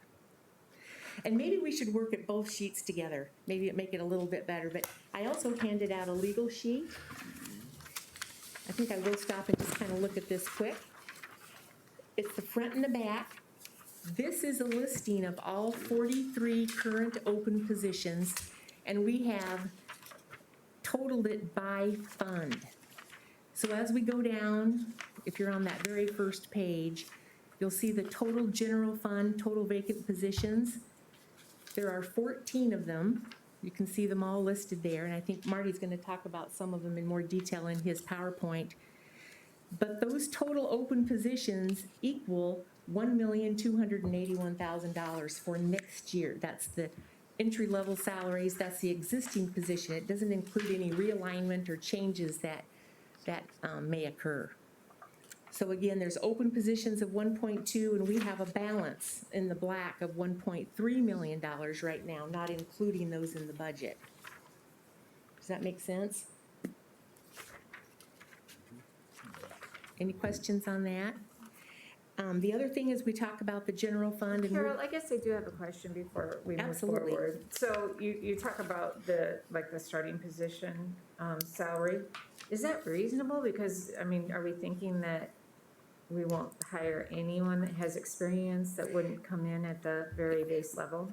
If you'll see the asterisk, like on the Community Economic Development Director, there's an asterisk, and it's actually on the second page, the asterisk. Those starting salaries are at the midpoint. Oh, thank you. The managers and some of the higher level positions that are open, we have put them in there at a midpoint level. Thank you. Good, thank you. Since we're on that last page, I should talk about it as well. If you look at all of the 43 open positions across all the funds within the city, it equates to $3.6 million of open positions right now, those 43 positions. One last thing to talk about on the general fund, and we're gonna. I have a comment, though. Oh, absolutely. But that 3.6 million also includes the enterprise funds. Yes, it does. Yeah, So it's all funds. they're self-funded, not part of the general fund. Yes. Thank you. Yes. Yes, and I'm sorry, I'm just kind of skipping back and forth, but this sheet, it breaks it nicely by each individual fund and what the impact would be. One further note on the general fund, just to get things in perspective.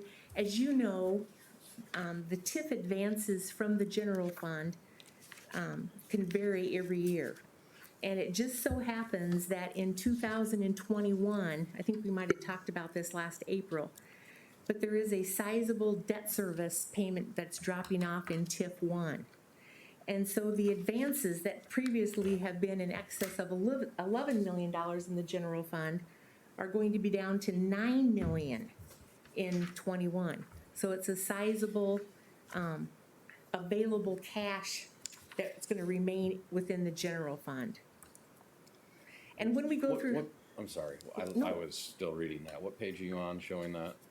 Oh, it's on page 10, the beginning of the 21, yeah, you just look, hopefully is there Did you have a handwritten? question about it, Alderman Schoonmaker? In the green. I think that Alderman Parker has a question Yeah, I about just it. wanted to So follow. Carol, I'm looking, and it's kind of a very small thing, but I'm looking at your open positions on this sheet here. Yes. And it talks about school crossing guards, but once TIF 1 expires, doesn't our agreement with the school to fund those crossing guard positions expire? It does, but for this year, my understanding is with talking with Darren and with personnel that those crossing guards potentially would need to be filled. It's not a lot of money, I but know it's not a lot, but I just want to be sure we're accurate, that we're not Because I think the TIF ends at the end of 21. 20, Okay, 21, so, Not on 22. January 1st. okay, yeah, I didn't know when it was, when the Yeah. date that it is. No, it's a very good question. Very good question. And we're going to talk about tips more when we get together on November the 10th. But I did include as the very last page of that stapled printout, that is the summary of all of the TIFs. And you can see in the current 2020 year, from the general fund, we're advancing the $11.7 million in 2020. It goes down to $9 million, and you're gonna see another significant drop in 22, dropping clear off to $5 million. So there will be some nice available cash in the general fund that will give the council some flexibility if they would choose to do something with that. About 10 years out, TIF number 7, if there's not a project out in that TIF yet, you'll see that reliance on the general fund starting to go back, but we've got some years to react to that. And so just moving along, that's the general fund. I would like to point out, if you take a look at page, I'm just gonna look at the library here, library and parks. As you know from our previous discussion, they are struggling a bit this year. We have not supplemented any additional revenue to those two funds yet. And for the end of '21, we do anticipate, it's in Marty's PowerPoint as well, that with their open positions, that they would actually be in a negative balance if they would choose to fill those. So as we move along, that's something to consider as well, if there's any additional money available that we could help supplement those budgets. And then lastly, on the financials, I just wanted to point out again in the water, if you move to page 16, water, WPC, and stormwater. Again, you'll see nice, healthy, available cash reserves in those funds. There are ample reserves available above our policy that can fund those open positions that are listed on this spreadsheet. So from a cash perspective, we're very fortunate. We're in a very good position right now and have some flexibility going into the budget. Thank you. Alderman Nguyen? Just a quick clarification. So for the library fund, 20 compared to 22, is the budget that you have in here in 21, because they seem to be overcoming, I don't know, quite a bit of, like $41,000 in deficit in 21, but then they're gonna be in the black in 20, and then they're gonna be in the black in 2021. So is that a budget with filling these? It's or without. It does not have any of those positions in it. Okay, with the parks though, they went further into the red. Is their budget with those all being filled? No, it does not include those positions either. Their operating budget right now is in the deficit, right, as we speak. So you anticipate the parks, even without any of these hiring, to be over $1 million in the hole at the end of 21? No, let's see, at the end of 21. What page are you on, Mike? It is 12. page 12. Yeah, it's over $1 million Let's see. for that year, and so then they're 300. Yeah, the drawdown. What that is, Mike, they had significant, that includes the pickleball that just got bid, and they're gonna be spending that down. It's largely capital that's drawing that down. And because for the 2020 year, they've pretty much broken even. You know, they shut down the pool, they shut down all of their operations. But now coming back on board, they are about $200,000 short on their operating. And if we add to it, backfill the positions, I think it's about 586,000 that they would be short. And we're gonna go through that in the PowerPoint. Okay. Carol, we expect to have the pickleball courts built out this year? It'll be, That'll come out my of this understanding year's is budget? when Maybe you- Alderman next Waldron year, knows. yeah. 21, spring of 21 it'll be done. Spring of 21, so we won't have any payments until spring of 21? Correct. Yes. They just opened the bids, right? Opened the bids. Yeah, 523,000 was the bid to build. so it's been awarded already, or, well, it's defined, I guess it hasn't Right. been formally awarded. Alderman Parker. So since we're talking about parks, I just had a question kind of for all the aldermen, but really probably Alderman Waldron. You know, we've heard a lot of feedback from the residents about what we've cut and what's been open and what's been not. Honest to gosh, I haven't heard a single person say, I'm really upset that the pool never opened this year. Has anybody heard anything about that? Because I haven't heard of that I think word. initially, you know, people were a little disappointed the pool was closed, but a lot of the area pools Yeah, no, I know, stayed but- closed. So it was it's just a COVID thing. They're not gonna be open. So I don't think we did get a lot of complaints because they just anticipated they would be closed because of COVID. Now, some pools did stay open, Yeah. but I think the majority, even across the river and us, closed. And so, as a follow-up, I think you did a study a year ago or so that it was gonna be, for every person that went, it cost the city 30. I think when we ran the numbers, it was. Mike, can you get up to your Oh, sorry. microphone, I'm please? sorry about that. I think when we ran the numbers, I think that each person that went through the gate, it was a supplement of $37. So it cost us- After they had paid their money. Fee to Now, get in. now, that being said, parks are money losers. Although I think Whitewater Junction now is at a stage where it's actually making money in Rock Island, but you know, the expectation is not necessarily that they are a enterprise,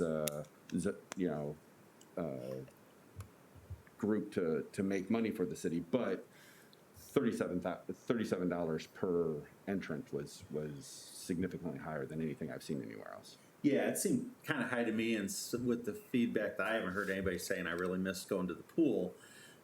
As much as I've heard a lot of people about the library and all the, different other things. And I know the park board does the park board. I just didn't know, is there a peek under the tent as to what the park board's thinking about the pool for next year? Because that's a lot of money for each person that uses it. In the 2021 proposed budget, it is reopening the pool. Okay. And Alderman hits on it exactly. It is a quality of life issue. It's never meant to break even. It's an amenity for the community to have something to do, not unlike all functions in parks. So, yeah. Is there any discussion about enhancing the pool to get more people to enjoy it so that it's not so, kind of spread those numbers out over a larger group of people to go? Yes, there is, but it's a double-edged sword. You're gonna dip your toes back into more capital, and it's gonna make that the proposed figure of $38 look even worse. And Parks isn't sitting on any revenue of capital to be able to build it, so it's an issue we probably would have to bond. Yeah. And in theory, technically, if we go back to the bonds that have already been issued, in theory and technically, that hasn't been paid off for the last expansion. Yeah. So it's a tough issue for the parks. To compound the issue, they took an OSLAD grant many, many years ago to build that expansion, which technically then ties you in.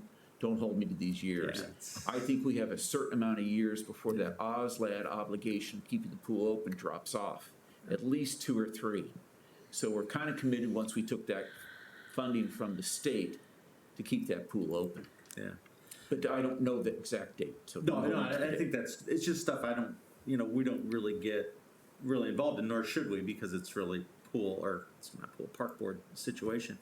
It's just, when you talk about quality of life, it's just not many people using that facility, it doesn't seem, that are enjoying, it's really not improving the quality of life for many people. I just wonder what our plan was. Are we gonna just you know, I don't know. I mean, It is planned. it's a head scratcher, and I don't envy you guys at all. I guess, in having easiest make thing to those say, I decisions. guess, is it's budgeted for 2021 to reopen. Thank you very much. And I might add too, in the parks, those budgeted dollars also include all the seasonals that we had lost last year. So when we look at those deficits, it includes all the seasonals. But what I was hoping to do here, I just wanted to give you a snapshot and a feel for where we were at. I am pleased that we have money in the black, even with the fact that we know we're facing continued revenue shortfalls coming up next year. We've pretty much mirrored the 2020 budget with what we're anticipating for 21, and we feel that that's a conservative number. As we've even edged towards the end of this year, some of our revenues are actually continuing to grow. So, you know, we'll continue to monitor those every month like we had.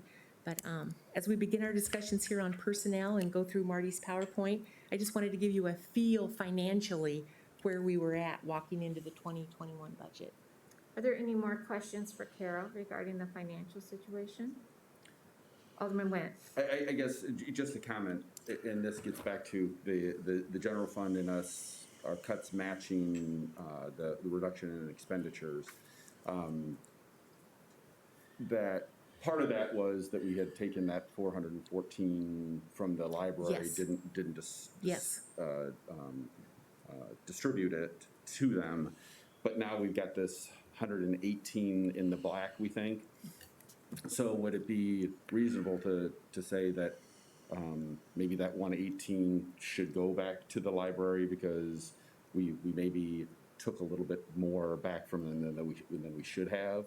I think that may be something that we should consider if we are going to be in that black, that 118, to say, hey, we maybe took a little bit more than we should have, not knowing what was going on. But not that I'm looking for that we're going to make a motion or anything right now, but I think that is something that we should consider and maybe discuss on Tuesday or the following week or something. I think we should include the park in that as well, both parks and library. Yeah, and I think that should be the discussion. Alderman Walter and I had that discussion on which one right now is hurting the most, and you know, because with the parks, we didn't actually take a distribution to them back. They had other ways to finance it, but clearly we took other things like seasonal staff and stuff from them. So I think that's a discussion we should have. I mean, it's amazing how close we were on, you know, what the reduction in revenue was compared to the expenses. But if we cut just a smidge too deep, that it'd probably be appropriate to get that back. Thank you. I'd like to call a short recess. Oh, did you have another comment before Maybe we if move on to Mark? you know, Marty or you know, Carol, whoever, on Tuesday when we have that discussion, if you could look through, you know, be sure that the library or the library park, whatever that distribution is the right place to put it. Okay. Maybe there's so many numbers and categories. I just want to be sure that we're looking at all of them and not ignoring one that really is more in need of it than that. I'm all in favor of, you know, no sense in holding on to, you know, that we've held on to enough money. We've had those discussions before, but and I'm glad we did. But just be sure we're putting it in the right spot. Absolutely, we'll do that. Alderman Waldron has another comment. Your projections for 2021, I realize they don't have any of the openings in there. What did you project for the police and fire pensions? Is it at the state number? Is it the actuary number? Is it a different number? It's it is the lower state number, and again, we're kind of walking in it with caution because we are hopeful here that some of these conservative revenue numbers for 2021, hopefully they will be higher, and I just because we levy at the lower amount doesn't mean come the end of the year or throughout the year, if we have additional revenue coming in, that we couldn't potentially give some of that back to the pensions. But I think from a budget perspective, to be conservative, starting out at the lower amount, which is our obligation, might be a good thing just walking into the budget. Follow up. that's where I'm a little confused. Is the actuarial amount is a higher amount? The Yes. state amount is a lower amount. If we Yes, were it gonna be is. conservative, wouldn't we budget the actuarially amount? Well, I understand, conservative from the pension standpoint, yes. I'm saying conservative from the general fund impact. Right, okay. Yep. Thank you. Alderman Nguyen? Oh, I guess, I had some conversations on this. From my standpoint, because we've discussed this a couple of times, that I think the actuarial amount is probably the appropriate amount for us to fund, just because, and especially seeing where we are with these things, that we have the obligation, kicking it down the road. My hope is that, you put it in now, that way we don't compound our issues down the road. So if we're trying to get a consensus, my thought would be, let's do the higher actuarial amount. And I think that hitting at least the actuarial amount is consistent with our history. Yeah. I mean, this council has historically been very supportive of our pension funding and making sure that we're in a good place for our pensioners, and I would concur. Anybody else? Alderman Schoonmaker. I would echo that and just ask that that the financials, that we have at least an option to look at how that Okay. would reflect Yeah. as well, Okay. because I think it's important that we do that. We've done it, and it, still our underfunding is significant. Anything else before we close out for recess? Alderman Parker. Just real quick, I agree that, the actuarial number is the one I prefer. Do we know the difference between actuarial and the state, what that number is? Yeah, it's gonna be probably approaching, $2 million The higher. variance. Yes. Okay, Yeah. all right, Between 10 and 12. thank you. Yeah. Thank you, everybody. Okay, we're gonna close out of this particular agenda item. The time is 9:08. I'd like to take a 5-minute recess. I want to be sure. I'd like to call the meeting back to order. We are going to begin this part of our session with the number 3 agenda item, 2021 capital, number 2 item, a staffing recommendation. Marty Bonner. Thank you, Mayor. So you heard the presentation from WHR. You heard a little bit about the numbers that we are currently facing in terms of the budget, revenues, and that type of thing. And so now we're just going to look at what one scenario might look like in terms of a balanced budget. I want to warn you that there's some contrast to what we're going to present in terms of what HR has recommended, but probably some of your desires are, but it's a presentation that's open for discussion. We obviously want your input and will heed to your direction and your guidance. Before I even get going, I just want to emphasize and first of all, thank Carol Barnes, this lady's going to move here. I don't know if you realize how many hours this lady works every week. If you decide to turn on late night TV and then had a question for Carol, you can probably reach her in her office. She's often there. So I want to thank her for all the help she's provided me, the ability that she has, and her just guidance on city budget, enterprise fund, accounting, and all that type of thing that I've had to recall from way back in my experience. So thank you, Carol. And I also want to thank all the directors and staff that worked very hard over the past year to maintain a level of expenditure that is proportionate to the level of revenue that we've had over the years. So I think they can be commended as well. So let's get into this.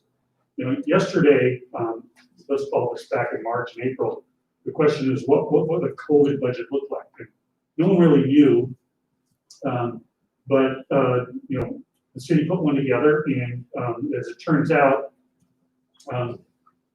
it was very conservative, and it looks like the revenues have come in better than a conservative COVID budget, but certainly not the same as what a pre-COVID budget looks like. So the question we ask ourselves today is is this what the new normal looks like? Is this the way we're going to be dealing with budgets as we move into the future?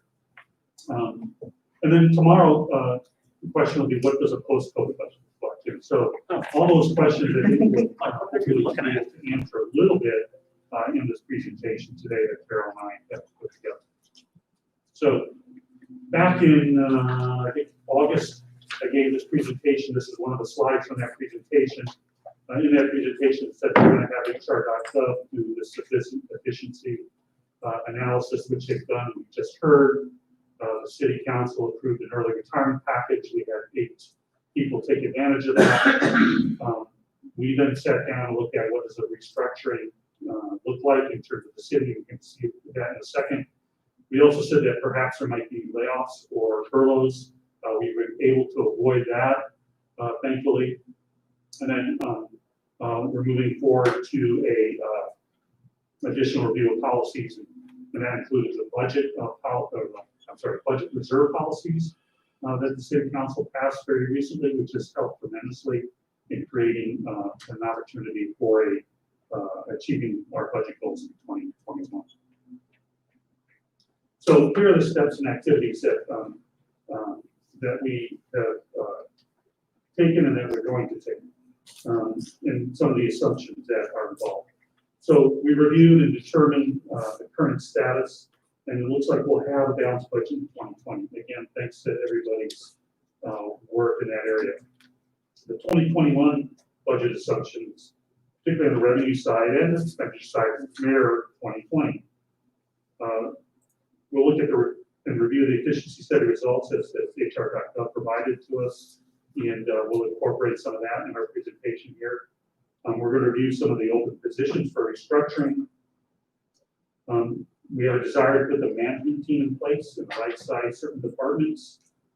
We're going to start with the critical positions and then plan for a staggered return of restructured positions in order to get the city to the point where we can function more like we did pre-COVID, but yet probably not at that pre-COVID level. So the 2020 road to balanced budget, again, required your guidance and direction. And we had 35 positions open through hiring freezes. 8 positions open through the early retirement package. We reduced spending proportionate to the reduced revenues. We reduced programming in parks and library operations, and we implemented those new budgeting and fund balance policies. Mapping 21, how do we get to our next destination? We assume that 2021 revenues are going to replicate 2020.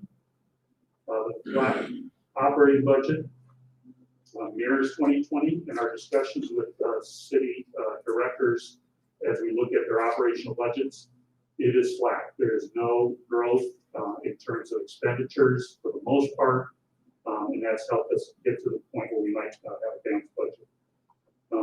We are going to evaluate the HR recommendations for implementation.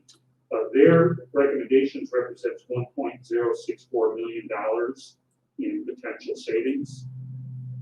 And strategically restructuring the 42 vacancies, those vacancies represent $3.6 million in expenditures. So just want to give you some idea of what those numbers look like.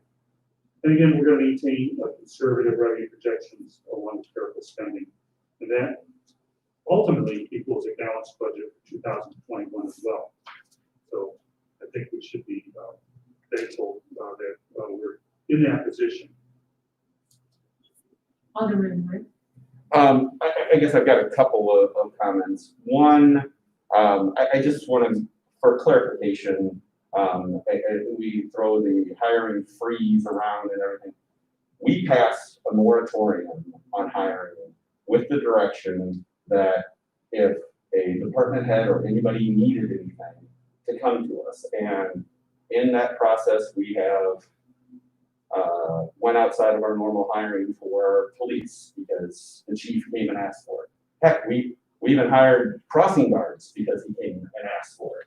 We worked forward on an assistant for the finance director. So I just don't want it to get out there that we had a freeze, that we were not hiring anybody.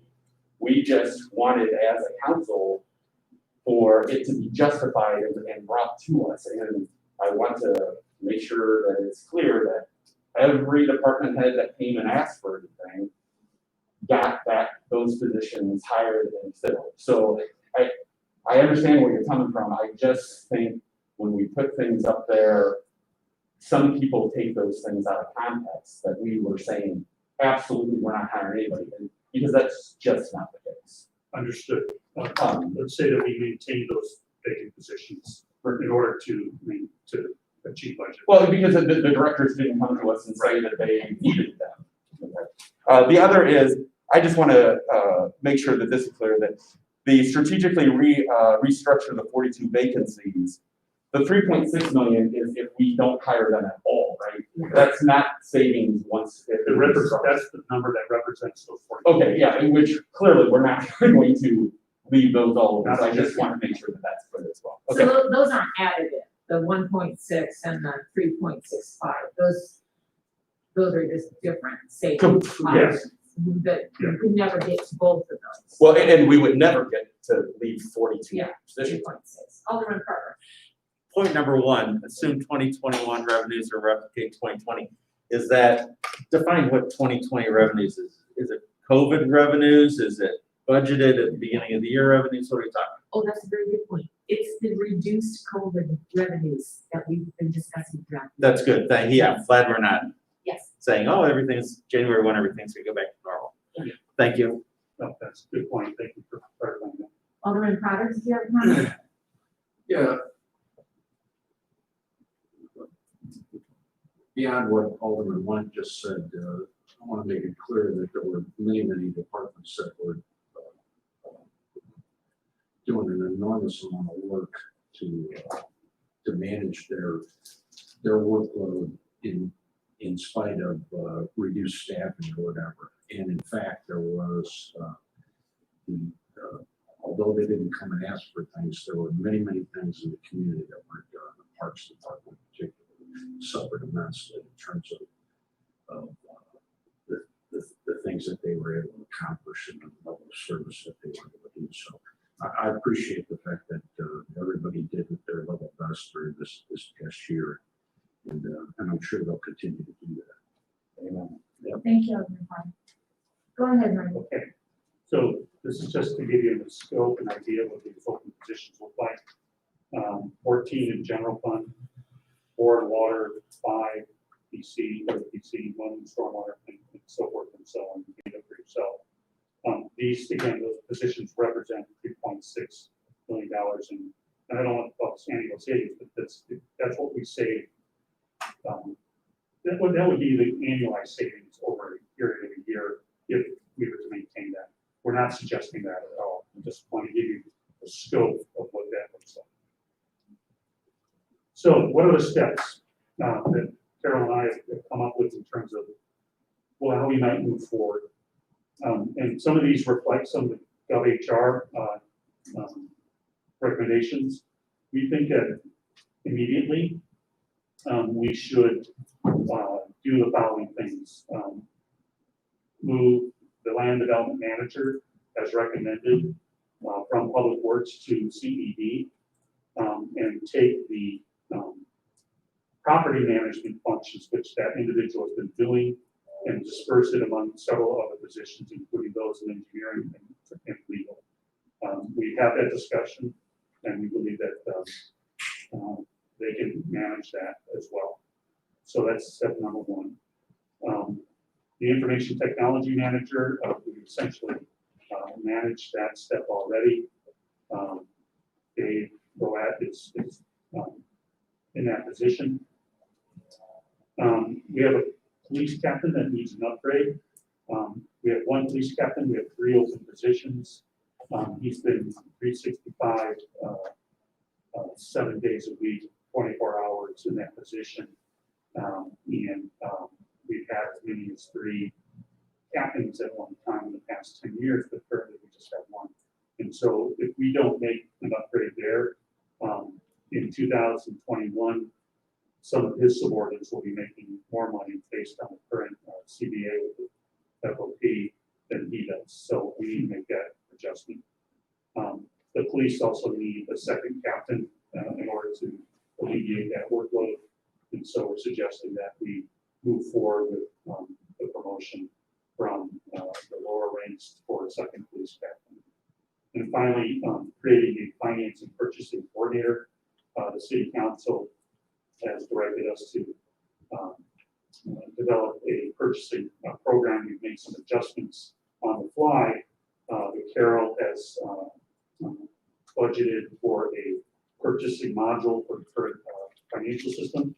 Yet we need a person that can manage and coordinate that within the department, and she has an individual that she would promote in that position.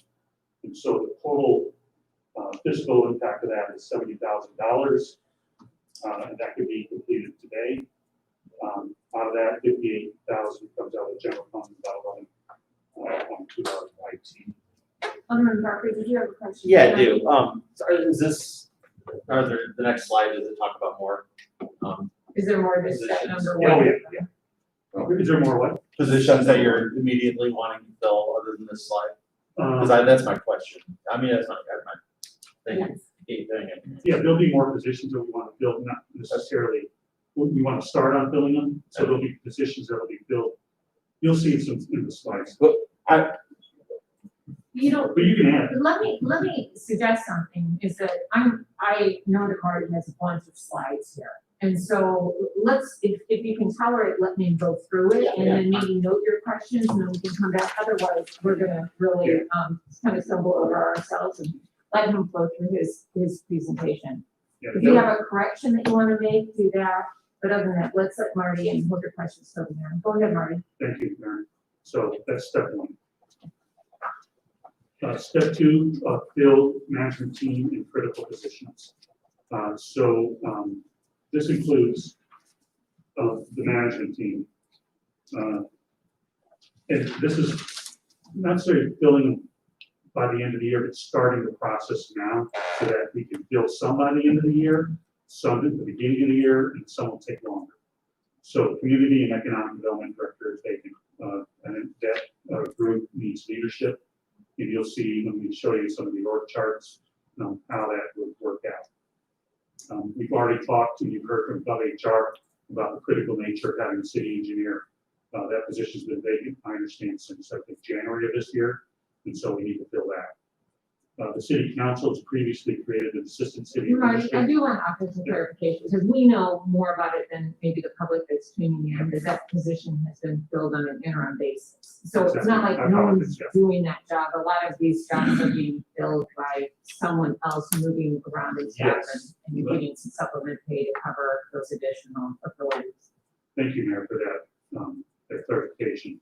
Community economic development director most recently was filled on an interim basis by Jeff Anderson, who retired early. City engineer is also has an interim. The assistant city administrator position, I believe, was created this year. We talked about it. Yeah, we've been advocating for about a year and a half. Right. So that's never been filled. It's vacant. And then creating a municipal utilities director.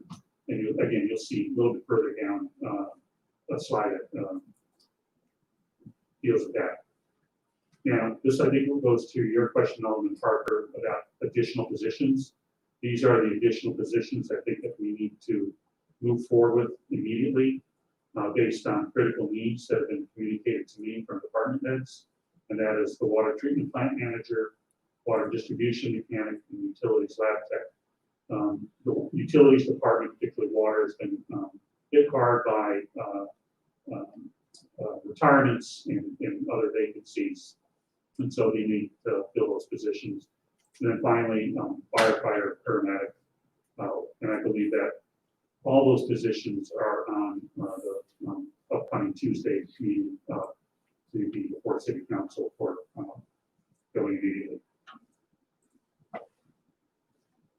Next is to evaluate cost-effective alternatives for critical public services. So, and we're actually in the process of doing some of these things, so leaf vacuuming and snow plowing and other public emergencies.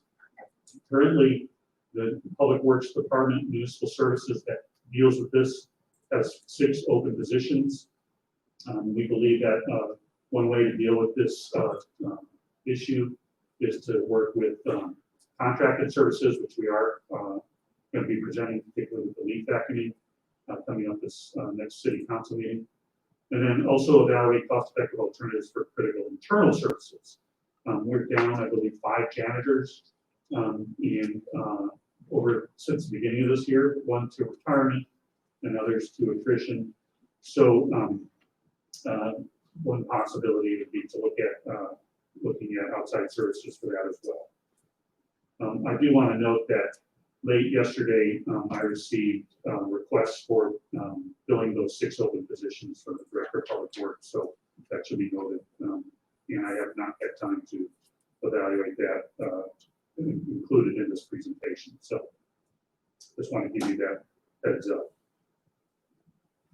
Step 4 then would be to evaluate intergovernmental agreements, and talk a little bit about that with neighboring communities for shared positions and services. I'll just mention these first 3: community service officer, particularly as it relates to animal control. In our discussions with the neighboring communities, that seemed to be the most pertinent and most pressing need. So the community service officer in the city of Moline Police Department does more than animal control. He also deals with abandoned cars and other things that you don't want our valuable police officers spending time on, and shoveling vehicles, things like that. And so our current community service officer just retired through the incentive program. So one way to look at this is to possibly share those services or portion of those services with other communities, and those talks are ongoing. The health inspector, again, this individual left City of Moline, went to work for another community outside the Quad Cities area. My initial analysis shows that this is a revenue neutral position. In other words, we generate enough income through inspections to pay for itself. Again, we have our neighboring communities helping us out right now with that. But this was a position that was very interested, showed a lot of interest by the other communities. By law, the counties are required to provide health inspection services. This is restaurants mostly. And through an intergovernmental agreement with the county, we provide those services. So same with Moline, same with Rock Island, same with East Moline. And so there is discussion where we could generate a shared services program with those other communities on health inspector. Fire marshal, we discussed this, again, it boils down to what does the fire marshal do? Our fire marshal manages the multifamily inspections, the hazmat inspections, does plan review, fire investigations, post-fire. And so he does all those things. Our fire marshal went back to the line, in other words, went back to being a firefighter. And so the chief has advocated for this position. We've only delayed it because we've had other discussions with our other communities. I feel that that's least likely to be shared because I think the other communities are hesitant to give up that control in their own communities based on my discussions with the other city managers. So, but again, that's an opportunity. The last 2 came up most recently in my discussions. We had a discussion with all the city managers in the region on the Illinois side. Everyone suggested that because of our strong engineering services department, that we could provide engineering services for other communities, including stormwater inspections and other things. And so that was a request put on us by the other communities, as well as lab services, so doing the lab work, water and wastewater for other communities. In fact, Rock Island and Silva said they already do send some of their water testing to us. So the top 3 positions on the slide represent about $200,000 in pay benefits out of the general fund. Does not include those bottom 2 positions because we haven't had time to analyze that. So we need to move forward evaluating. This will take a little bit of time. It may not be able to be accomplished before we pass a budget, which means that we may have to move forward with hiring some of those positions and possibly being the community in the region that provides those services to the others. Alderman Sneaker. Dirk, question for you. Engineering services and lab services, if we were to provide those services to other communities and have a mistake, failure, we miss something and something bad happens, is there liability back to the city of Moline? So we would have to structure that in the intergovernmental agreement. And we can shift the liability back in that sense. The problem is that would only be liability to the other unit of government. Anybody injured by, say, an engineering mistake, a third party, yes, we'd be liable to that third party. Every professional is liable in a personal sense, but even though they're working, we'd have to stand behind them.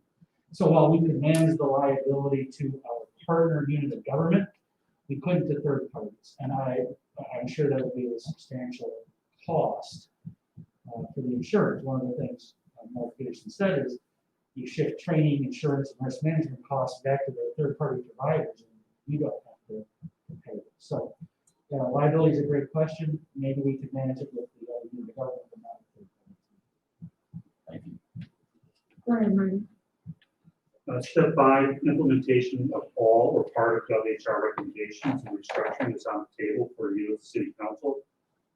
Human Resources and IT, we recommend would be part of Finance and Administrative Services Department. And I know there's a lot of discussion about, and I'm going to show you some org charts here about who might fill that position. Might it be the Assistant City Administrator? What Carol and I would recommend is that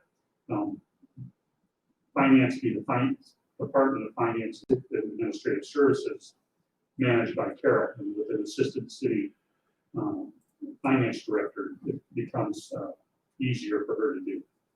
So you'll see that in a second. Engineering, we also recommend to become a standalone department reporting directly to the city administrator, and reducing the size of the engineering department and contracting out design work and keeping some of those staff for coordination and inspection. And I heard you clearly regarding the employees and what might happen to employees. We would have to find a home for them. And then begin restructure of some departments. As HR Gov recommended, I do think the inspections should move to community and economic development. It doesn't mean a physical move because they've got plenty of room down there and CED doesn't here, but certainly from a coordination and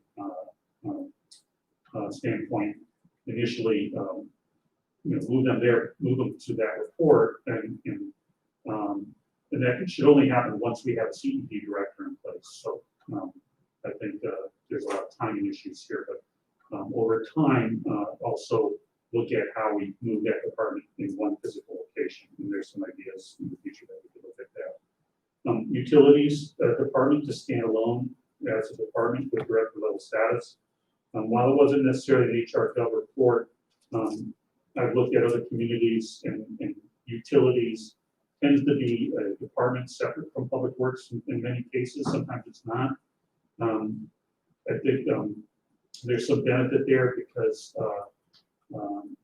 and there's some synergies too with public works. Don't get me wrong, but that is one area that we think that would provide for some more efficiencies. And then combine the manager position of fleet and facilities department. Currently, that individual is doing that on an interim basis and doing it quite well. We believe that that position could be combined as a direct manager of fleet and facilities. And then step 6 is addressing those, and we've already talked about it a little bit, the library and parks budget needs. Currently, the library has open positions of 6 full-time people and 5 part-time library pages for a total $450,000. The parks open positions equals 3 full-time positions for a total of $200,000 in salaries. And parks also has an operating deficit, including capital projects, as proposed of about $382,039 thousand. So that's the kind of the verbal point of part of the discussion. I've got, some organizational charts that reflect some of the recommendations that we described on the following slides. But maybe, Mayor, if you want to pause here for questions, or I can still do those slides. What do you Let's roll through those Okay, slides and all right. then, we'll see if they offer any clarification. All right, so what I'm going to show you here is what's current and then what we're proposing. So here's the current executive department, city administrator, the city clerk, human resources manager, and information technology all report to city. You know what, Marty, I don't know if everybody can see it. I can't. Hard to see on the screen. Can you put it up on both screens? I can see it really well, sitting 2 feet away from it, it's perfect. Oh, okay, then we can put it up on both screens. How about, can someone print it out for us? Sure. And then, if you could continue talking and have someone help us out. I had to put notes all over mine. Do you have, like an electronic version that you I could? do, I need to go back to my office and compare it. Does anybody have a computer that's got it? I can forward it. Can you print it for us? I don't have a printer on here. 1 second. Marty, I have to stop your presentation. I can do a screen grab and email it to you. Not everybody has a computer set up. Well, no, but I mean, then they can. Oh, he's, I'm a participant. Oh. Like, because over there, I couldn't see everything, so. Am I missing something? Okay, I am, obviously. My eyes are just going. Marty, while we're kind of plugging through this, let's do what you wanted to do. Are there any questions for what you've seen so far as we try to get the projected or suggested or recommended, new work chart? Alderman Potter. Yeah,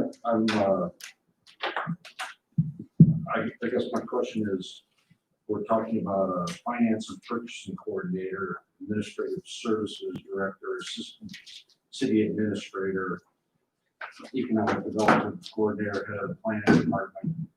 I'm not sure there's enough work for all 4 people there. I just think that I don't know how the organization would be all set up, but somehow there seems to be some overlap there.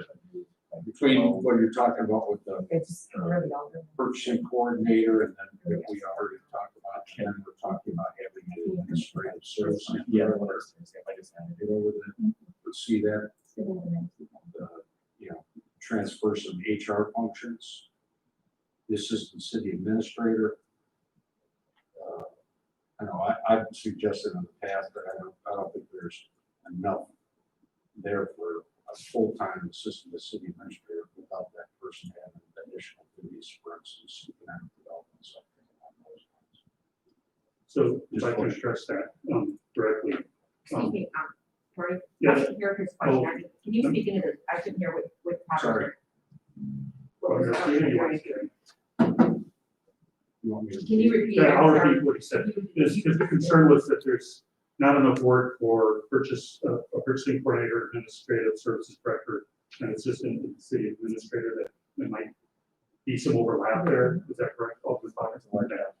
So we believe that the assistant administrative service, we don't need to create another position of administrative services director that Carol would fill that role. So as director of finance and administrative services, that's her job. Okay. Human resources and IT would then report to her as part of that reorganization into administrative services. Finance, IT, HR are all part of that group, of that family of services provided internally to city departments. So the purchasing coordinator, I think, is necessary because implementing, creating, managing a purchasing system is a big job. And it's not just, an assistant city administrator, I think I can keep that person extremely busy. There's a lot of projects, particularly when it comes to researching how perhaps to reorganize things, or where to develop cost controls. There's a whole bunch of things that the assistant city administrator would have to do. Could that individual have certain departments report to him or her? Could, but I don't know if that's the way I would structure it initially. So Marty, I think I share Alderman Potter's concern. It feels like, if you have a bunch of moving parts, you don't really know what you've accomplished. And so although I'm open to considering it, I think it would be implemented in a phased approach. Oh, yes. So let part of it settle out and then see how it functions under that structure and then perhaps add, because it's not a good idea to bring somebody in just because you can keep them busy with projects. That's Right. No, never totally. a good idea. They need to have authority or responsibility quite specific and needed. Alderman Schoonmaker? I echo Alderman Potter's remarks too, and it sounds like everybody's pretty well on board with that. One of my considerations was, does the assistant city administrator also fill the economic development role, at least for a while, as we don't know, now we're Right. not. And I didn't get, that I can talk about in the important chart. I believe that the Director of Community and Economic Development needs to have a strong bend towards community development and planning side. Because I think on an economic development perspective, this may take a few minutes for you to describe. It's not about me having that experience, but I think that what a city does in economic development is transactional. So we as a city don't go out and should we, I think, go out and do marketing to site location consultants. And the outward process of promoting a community, that's done by either regional entities, Quad City Chamber, I can say that that's what they say they do and want to do.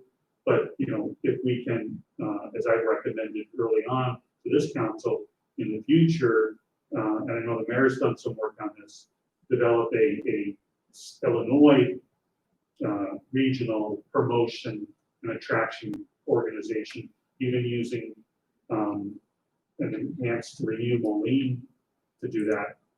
That would be the way to go. So if someone works to bring a project to the community, then we as a city, we do all the contract, we do the TIF, we do enterprise zone, we do tax abatements, we do the transactional part. We have people in place for that. We have a city administrator. We would have maybe the assistant city administrator do that. At the most in the CED department, you might need an economic development coordinator, someone that's chasing down paper, chasing down phone calls, making sure that things are happening, but you don't need a full-time, in my opinion, economic development director. That can be split, or that process of what we do as an economic development function can be approached as a team, I believe. So. Alderman Parker? I hear what you're saying, but I don't know if I necessarily agree. I mean, the economic development director is, in a lot of ways, the only revenue generating position that we have in the city, other than somebody that collects taxes. So I think if we make that that search too narrow, it is really hard to find director level people that have all these strong municipal services. I'd rather cast a wide net of somebody that wants to go out and shake the trees and talk to banks and talk to businesses and developers, and that's really comfortable with that, as opposed to being able to do all these other municipal functions and have a large degree of expertise in that. I think we've missed that position for a long time, and we can see the results of it. I would love to see somebody that is has more of the as opposed to just transactional basis, go out and actually feel really comfortable with selling the city of Moline to people, making people want to do something they just organically may not think of or want to do. Go out and tell them why putting your business in Moline is the right thing to do. And I don't want to, I mean, I made my feelings pretty clear about how we've been supported in the past. And I get really scared about any other coalition or group that we might come up with to help us regionally. I think that we are at a position where we really need to have somebody out there taking care of us. Because right now we're just, whatever happens to waft our way, that's awesome. but we don't have anybody out there on a daily basis making phone calls, and at least not that I know of, that are, you know, really, that's their only focus is selling the city of Moline, and I truly think we need that. So, not that I agree with you 100%, I probably don't disagree with you 100%, but this person, we need to cast extremely wide net, I think, to find that right person and not just narrow in on the 4 people that might be available through GovHR. Alderman Schoonmaker, I think everybody's got something to say on this topic, Okay. Marty, so I think that we're gonna, need to really think this through before you dive in. I'm not sure if we're all comfortable with the city administrator, assistant city administrator position right now being a priority fill. I think that we're thinking that the others may be a higher priority, but Alderman Schoonmaker, I don't wanna cut everybody off, but we have a lot to get through. I don't disagree with you either. My point would be, you know, having those 2 positions shared at this point, business development is a big part of my job.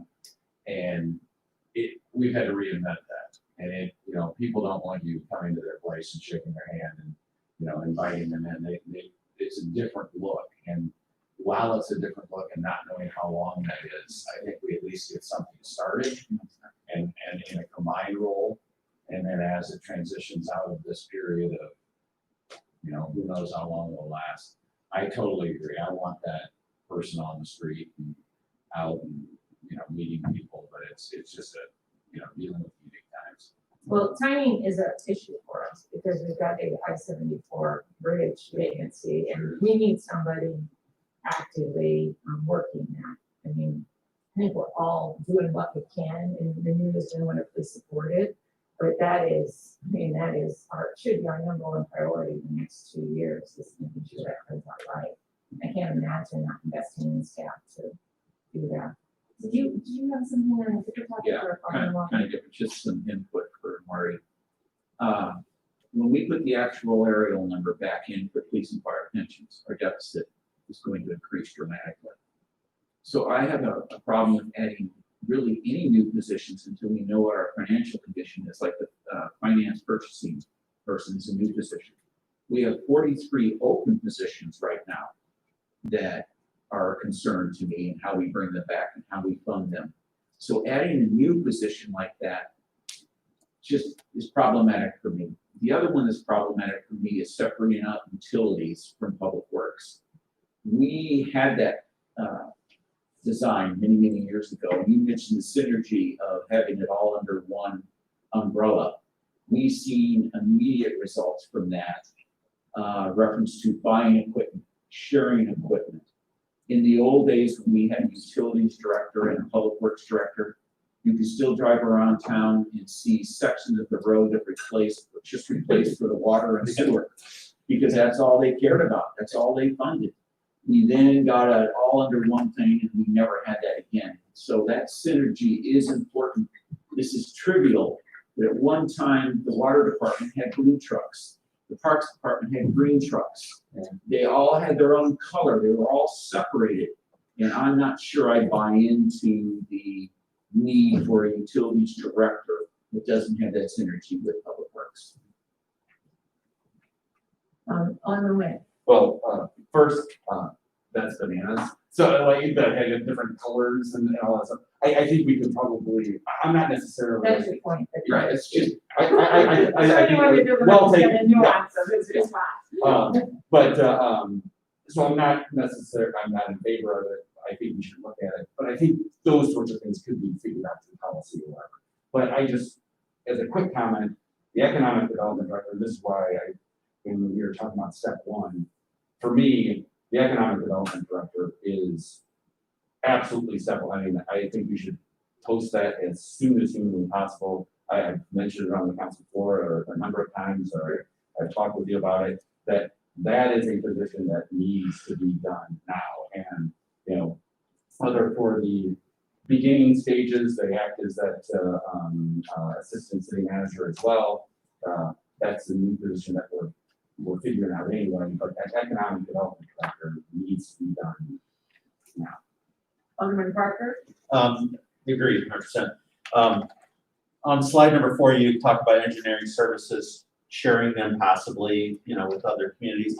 I just want to be sure if we're the ones that own that employee, that we are looking at all of the costs long-term, and so that we don't, and additionally, the agreement we have with other communities is long enough so that we don't hire somebody and then all of a sudden 2 years later, we are out in the cold with this person that we had anticipated being extremely busy with everybody else, and now their job is in jeopardy. I don't want to hire somebody with the anticipation that they may have to be fired if we don't, or reassigned or whatever we want to call it. If we don't have if our agreements are not long enough term to make sure that that makes sense. It has to be very long term, and we have to actually at least break even, if not make money, not just today, but with their pension payments and everything way down the road. And increase liability insurance. Yes, yeah, absolutely. Alderman Potter? Yesterday, Alderman Moyer and I had a conversation with a staff member, and we were discussing the Avenue of the Cities study that was not completed not long ago, and I wanted to talk to folks about, maybe having an open discussion about how to implement that. And I think it brings up it parallels with this economic development coordinator. That's an NC district, much like 16th Street, much like 7th Street. And we have other areas that, I think need assistance. I'm wondering how, but I think that's separate from the development that we see in the I-74 corridor in downtown. There's actually the PNT and all those other things, the Renew Moline that's working diligently on those efforts. So I'm looking for some direction and some consensus here as to how we put all those pieces together. I don't think we want to be, try to reinvent the wheel. I think we want a coordinated approach. Alderman Nguyen? Well, to that point, you look at that department and, there's probably 3 open positions down in that department. I think that and this is why the economic development director is so important, is you hire them now and then they can build their team. Because I don't disagree with you, but we've got Ray and Jeff and Sean, and so we have a number of those positions that need to be filled, and I don't disagree with you, but you hire the leader of that department and then they build their team. So that's why it needs to happen now. Yeah. Alderman, yeah, right. So for clarification, I keep hearing Director of Economic Development. Do you see that as the Director of Community and Economic Development, or do you see that as a separate position from the Director of Community and Economic Development? Alderman Moyer? No, I see it as separate. I think that would be the consensus, is that the economic development, we have the issues with the bridge redevelopment areas, 23rd Avenue, and other retail issues. We hear from business owners all the time, they're looking for support. We need somebody in that position dedicated to economic development. I think in community development, we also need somebody. So I think we have to replace both Ray's position. So Ray was Director of Community and Economic Development, right? Yeah, that's what I'm talking about. I'm talking about the leader of the thing, and then you fill in the stuff. And then Jeff was City Planner. Yeah, so then you fill out the stuff underneath them once you hire the leader of the department. Alderman Waldron has a comment? I am just the opposite of Sam. I think they should be combined, especially if we're going to bring in some functions back from Public Works. I think it's very similar to what they're proposing for Carol's job, an overview, the head person. So I would go with it combined and then take a look at your structure down below. Alderman Parker? And I don't know where I stand between you guys. However, I do know that if we make that person, they have too many requirements to manage the city, we may be missing out on a great person. And I'll just call the economic development director as a salesperson. We may be missing out on a great salesperson because he doesn't know all about HUD requirements and all these things that we're gonna. Because if he's going to be responsible for everything, his job description is going to weed out a ton of people that are going to be really great movers and shakers, door knockers when we can knock on doors again, but phone call people because they just won't have that expertise. I mean, they may be fantastic at relationship building and getting people to come downtown, but they may not have that degree in municipal governance or whatever degree we be requiring for.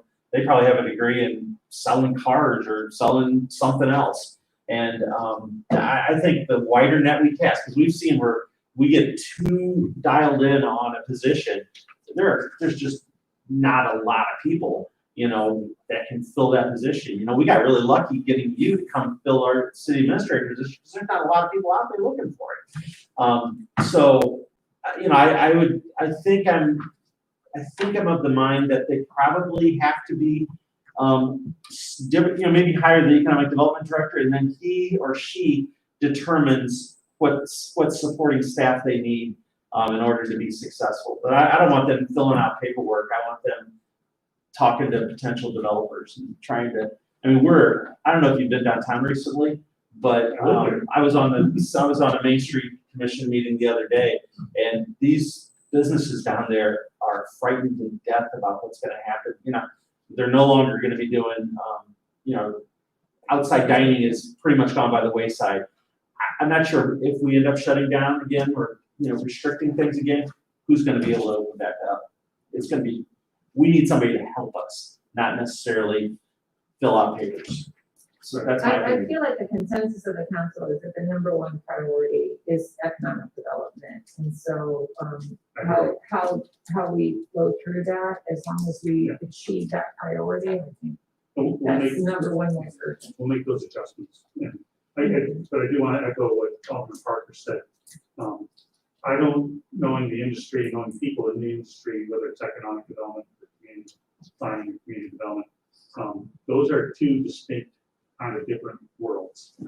Economic developers are, like someone said, salesmen. They're salespeople, and they're process oriented on the sales side. And then the community development side, HUD, that's a totally different world. Thank God we got KJ who manages that kind of stuff, because you've seen the documentation that boggles my mind. And that takes a special skill and special set of, takes patience, I think, to manage that. And so we need a leader, I think, and I think that's what I'm hearing from all of you. And we're gonna have to be cognizant of how we describe what that leader's skills and background and information is, so that we can, because one of the needs that they have in the HUD side and the community development planning side is someone who has a little bit of that background, so that HUD recognizes us as a viable community and continues to give us funding at the level that we continue to receive. And so that's a really important part of what this job description entails. And then of course we need that person also has to be sales, transactional, deal maker kind of guy, gal. So I hear what you're saying. Marty, I have a suggestion for the council. So David was kind enough to get these printed out for us. To step through these, one comparison at a time is going to be very time consuming. Would you consider allowing the council to take this home as homework? So if you look at the structure of it, it's got the current and the proposed, and the darkened slot, the darkened title is a vacancy. Now, it may be filled on an interim basis, but that's one spot that's open that keeps showing up on our list of 35 vacancies. So are you all comfortable in reviewing this on your own? And then on Tuesday, we can revisit it with questions instead of kind of stepping through it and questioning each suggestion. Alderman Parker. Do you want us to submit our questions to Marty ahead of time? So That'd be very helpful if you're able to do that. But let's plan on doing it as an other on the agenda on Tuesday, kind of the summary of questions regarding this proposed new structure. Then it's going to take too long to walk through it. But you do have some long view comments and some next steps that I'd like for you to. And then we'll have a 5-minute break right after Marty finishes it. So let me just say, in terms of if you go through this chart, like the mayor said, it's a current and proposed. Please call me. I mean, we can talk through this as well. Emails are, I get dozens and dozens of emails. It might be easier just to have a conversation with that question. So please feel free to give me a call. But here's the bottom line. Belong to you. slide here somewhere.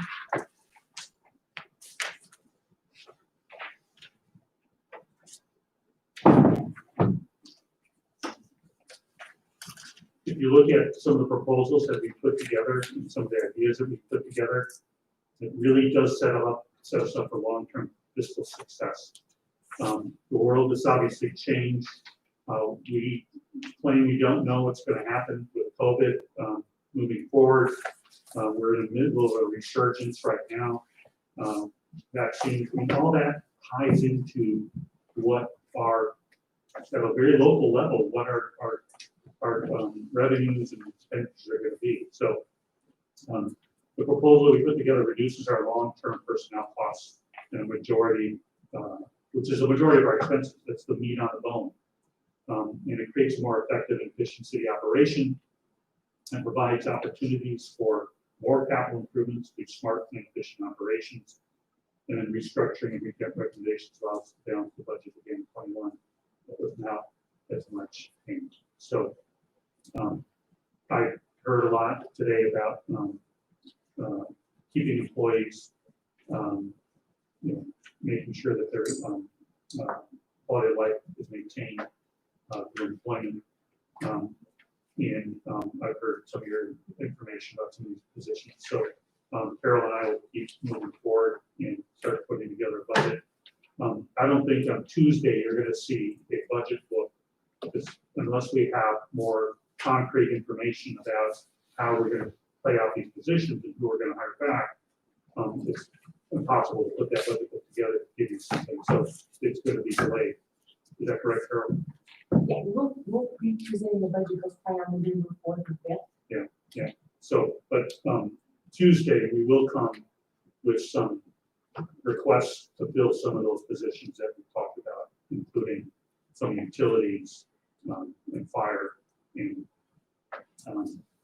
we may want to consider some of the public works positions that were given to me late yesterday. It might be helpful for, as those are presented to the council, if I'm assuming the director level is going to present that, or are you going to present it on their behalf? Yes. Okay. So the directors or you, whoever's going to present it, if they would qualify it, whether or not it aligns with the recommendations from the GovHR study, or if it is in conflict with those recommendations, so that we can kind of have a sense of what their vision is. Yeah, I can tell you the two on the agenda does not conflict with those HR. Oh, There's two on the agenda. One is firefighter, the other one is three positions in the utilities department, which would conflict with any of the. Oh, okay, I thought there were more that were going to be. Well, and then Public Works Municipal Operations suggested filling most of the open positions. So that would be Those, one I that- think, I mean, if that's going to be presented as well, that we would need some clarification on that, so it's not totally confusing. Alderman Walden, you have a On those public works positions specifically related to parks, I think it would help out the park board's deficit. If we are considering bringing back some of those park employees, the three that are missing, not necessarily bringing them back January 1, so to speak, but more like April, because they're going to get into the swing of things come April with growing season. So at least they could take advantage of some savings as long as they can. I realize it might hit for snow removal. JD's probably cringing across the hall, but I would hold off on those park employees till at least. And many of the things that we've recommended in terms of hiring are staggered. And we recognize that if we do that, we can save dollars for the course of the year. So, and that goes right along with what you're saying. So, thank you, Alderman. We talked a lot about the expense side of things. I know that we're kind of in a tough pickle right now because typically about this time of year, we have an understanding on what the assessed value is of the properties and whether it's gone up or gone down over the year. I'm assuming that this is with a assumption for the levy, that the levy would remain unchanged or go down just a touch, that there wouldn't be any increase in the levy for what you plugged in so far. That's the assumption right now, that we're just keeping it the same, and we may not know even for another week or two. So, yeah.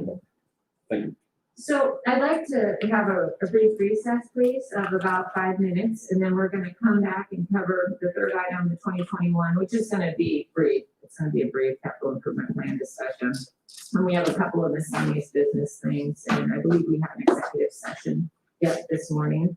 And so we're going past our 3 hours, and somebody needs to move on with their day, I understand, but let's take a brief break for 5 minutes. We are now called back to order. We're now going to address agenda item number 3, which is the 2021 capital improvement plan. Marty will be presenting that for us. Isn't that going to finish that last page of next steps? Nope, gotta wait. Are you going to do the next last page of next steps, Marty? Yes. Okay. So we're going to talk about a little bit about capital improvements program. We've developed a spreadsheet that has basically a bottom line number that we would ask city council to approve with critical projects to be determined right after this meeting, working with Public Works, and then other projects to be identified later. Yeah, just here's JD in case you have questions about any of the projects that have been identified on that sheet. So Carol, do you have this? Yep, I might just, All right. I might just add a little bit. We've got 2 sheets in your packet. Page number 20 is the existing 2020 CIP. Carol, do you have an extra packet? I don't have one. You don't have one of these? I didn't have any. Is it the stable thing? Yes. This one? Yeah. I've got an extra one. Everybody. Here, I've got an extra one, I printed up. No, it's okay. I mean, it was fine. I just think. I'm so sorry. No, it's okay. I thought I could read it, but now I can't. And this is a little bit low print, but it's page 20. And I just wanted to show, this is the current 2020 CIP program. And if you look very closely at the pink box on the right-hand side, golly, it really is small. We had adopted, or the amended budget is 9,000,000, almost 700,000, 9,000,007 in projects. And those are on target to be completed here this year.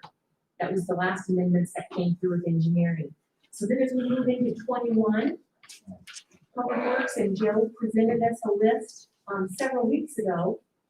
And he has updated that list with other departments' input for water, WPC, storm, and MST funds. And this is the new revised list. And in light of time and with the budget, because I know we really need to take our time and work through projects, this new list totals 11,000,000, almost 700,000. Again, the pink line at the right hand.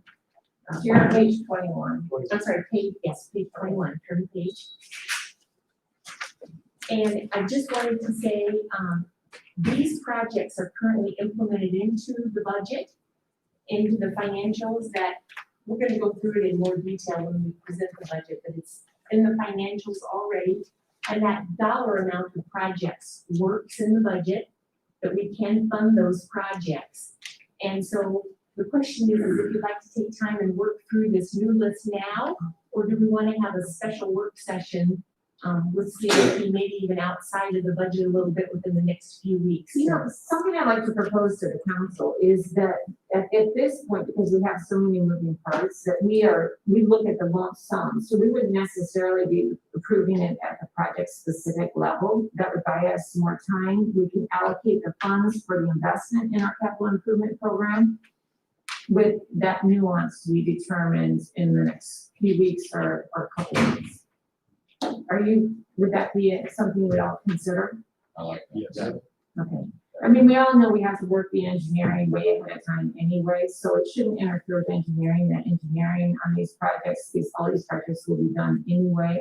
I hope that people will continue to work that, but for the formal implementation, Alderman Nguyen. Yeah, to that point, it was communicated to me that historically, engineering on a lot of these projects wouldn't even start until the budget had been finalized.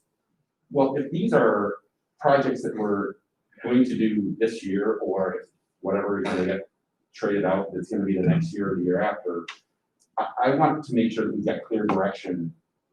you should be engineering this stuff now, not waiting, because I think that's where we wound up with some bottlenecks, where we waited to doing engineering until after it had been approved. Because you look at page 19, and it's pretty consistent year after year that what we budgeted didn't get spent. And so I just want to make sure, to that point, if we're not, if we're waiting to decide exactly which projects, that they just start engineering them now, and if we wind up selecting one for the other, we can make our adjustments, but make some progress. So Carol, could you tell us what was the dollar amount budgeted for CIP in 2020 originally? And what is the dollar amount that you're recommending for 2021? For 2020, and I apologize, I don't have, yes, I do. The total amount is in the white box in the lower right-hand corner of page 20. We originally had budgeted 14,000,008, but that also included some debt service that's been transferred now directly into the debt service.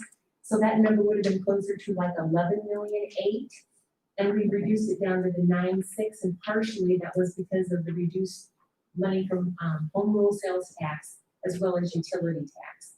But some of the projects were also deferred. So it was, and I understand that debt service, that debt still exists, it's just in a different category, and so you're replicating that, sort of comparing apples to apples. You're talking about 11.8 to 11.8, and then the new adopted was, the new amended was almost 9.7. So I don't feel great about that. You know, I think infrastructure, it's like the pensions. I mean, you can push it down the road, but you are going to incur a higher cost at a later date unless you keep on top of it. And we have continued to struggle with this, and I do not think that 2021 is a good year to ease up on our investment in our roads. Alderman Parker. I totally agree with you. My question is, just based on your comment, do we have anything that is engineered or could be engineered to get done in 2021? I mean, is this the number we live with, and we have to start looking at 2022? The answer is yes. We have projects already engineered for 2020. We have projects that are already surveyed and could be engineered.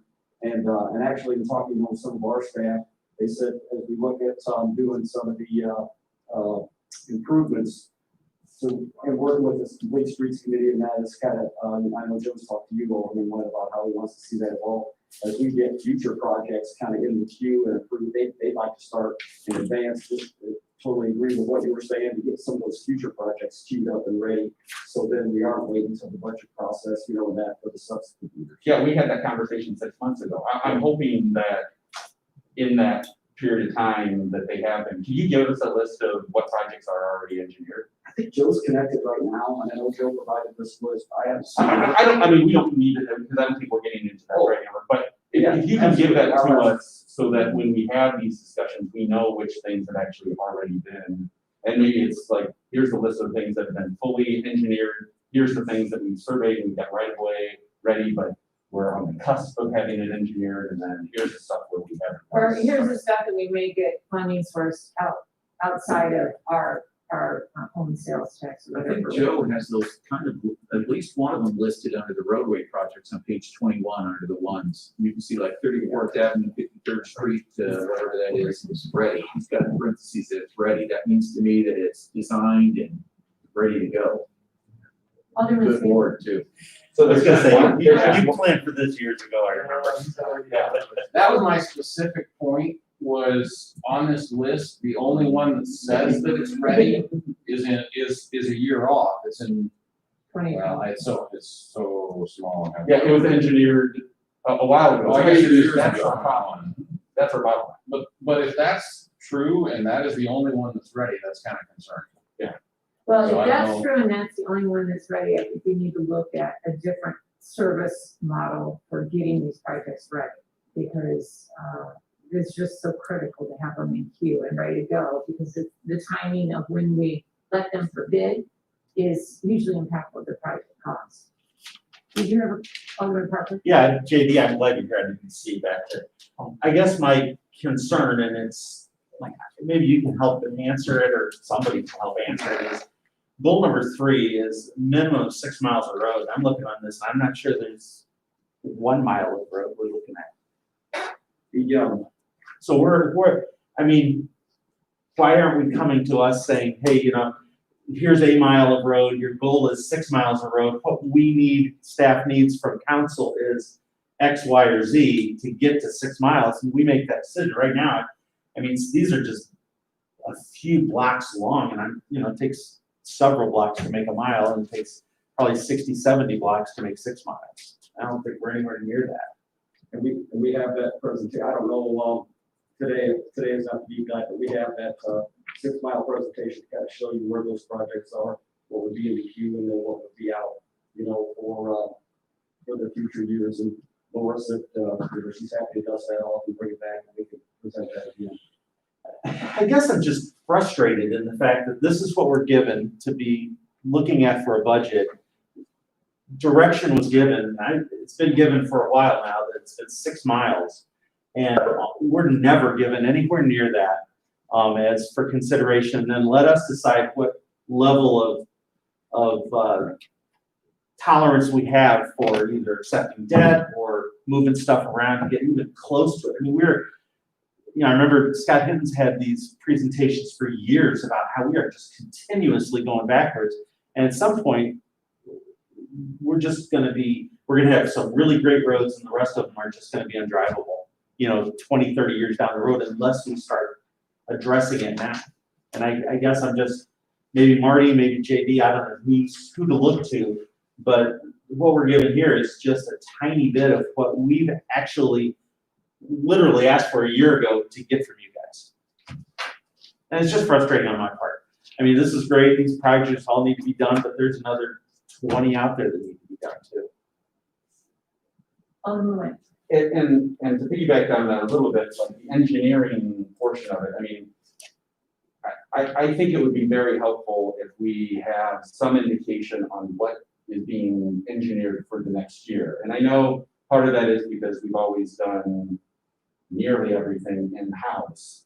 But like on here, the only engineering that we've got is for the bike path, which we got awarded that grant 3 years ago, and it was supposed to have actually been engineered last year, or 2020, it never got done. And so then it got pushed to another year, so then it won't be built until 2021.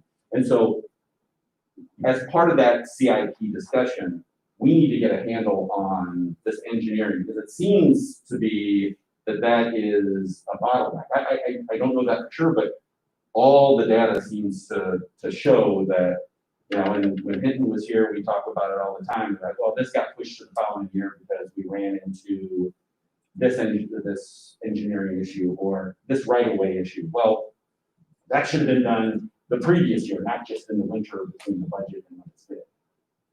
So if we can get that taken care of, is that sound reasonable? Or? Yep, understood. Okay. So I think that, this is obviously a big area of the study.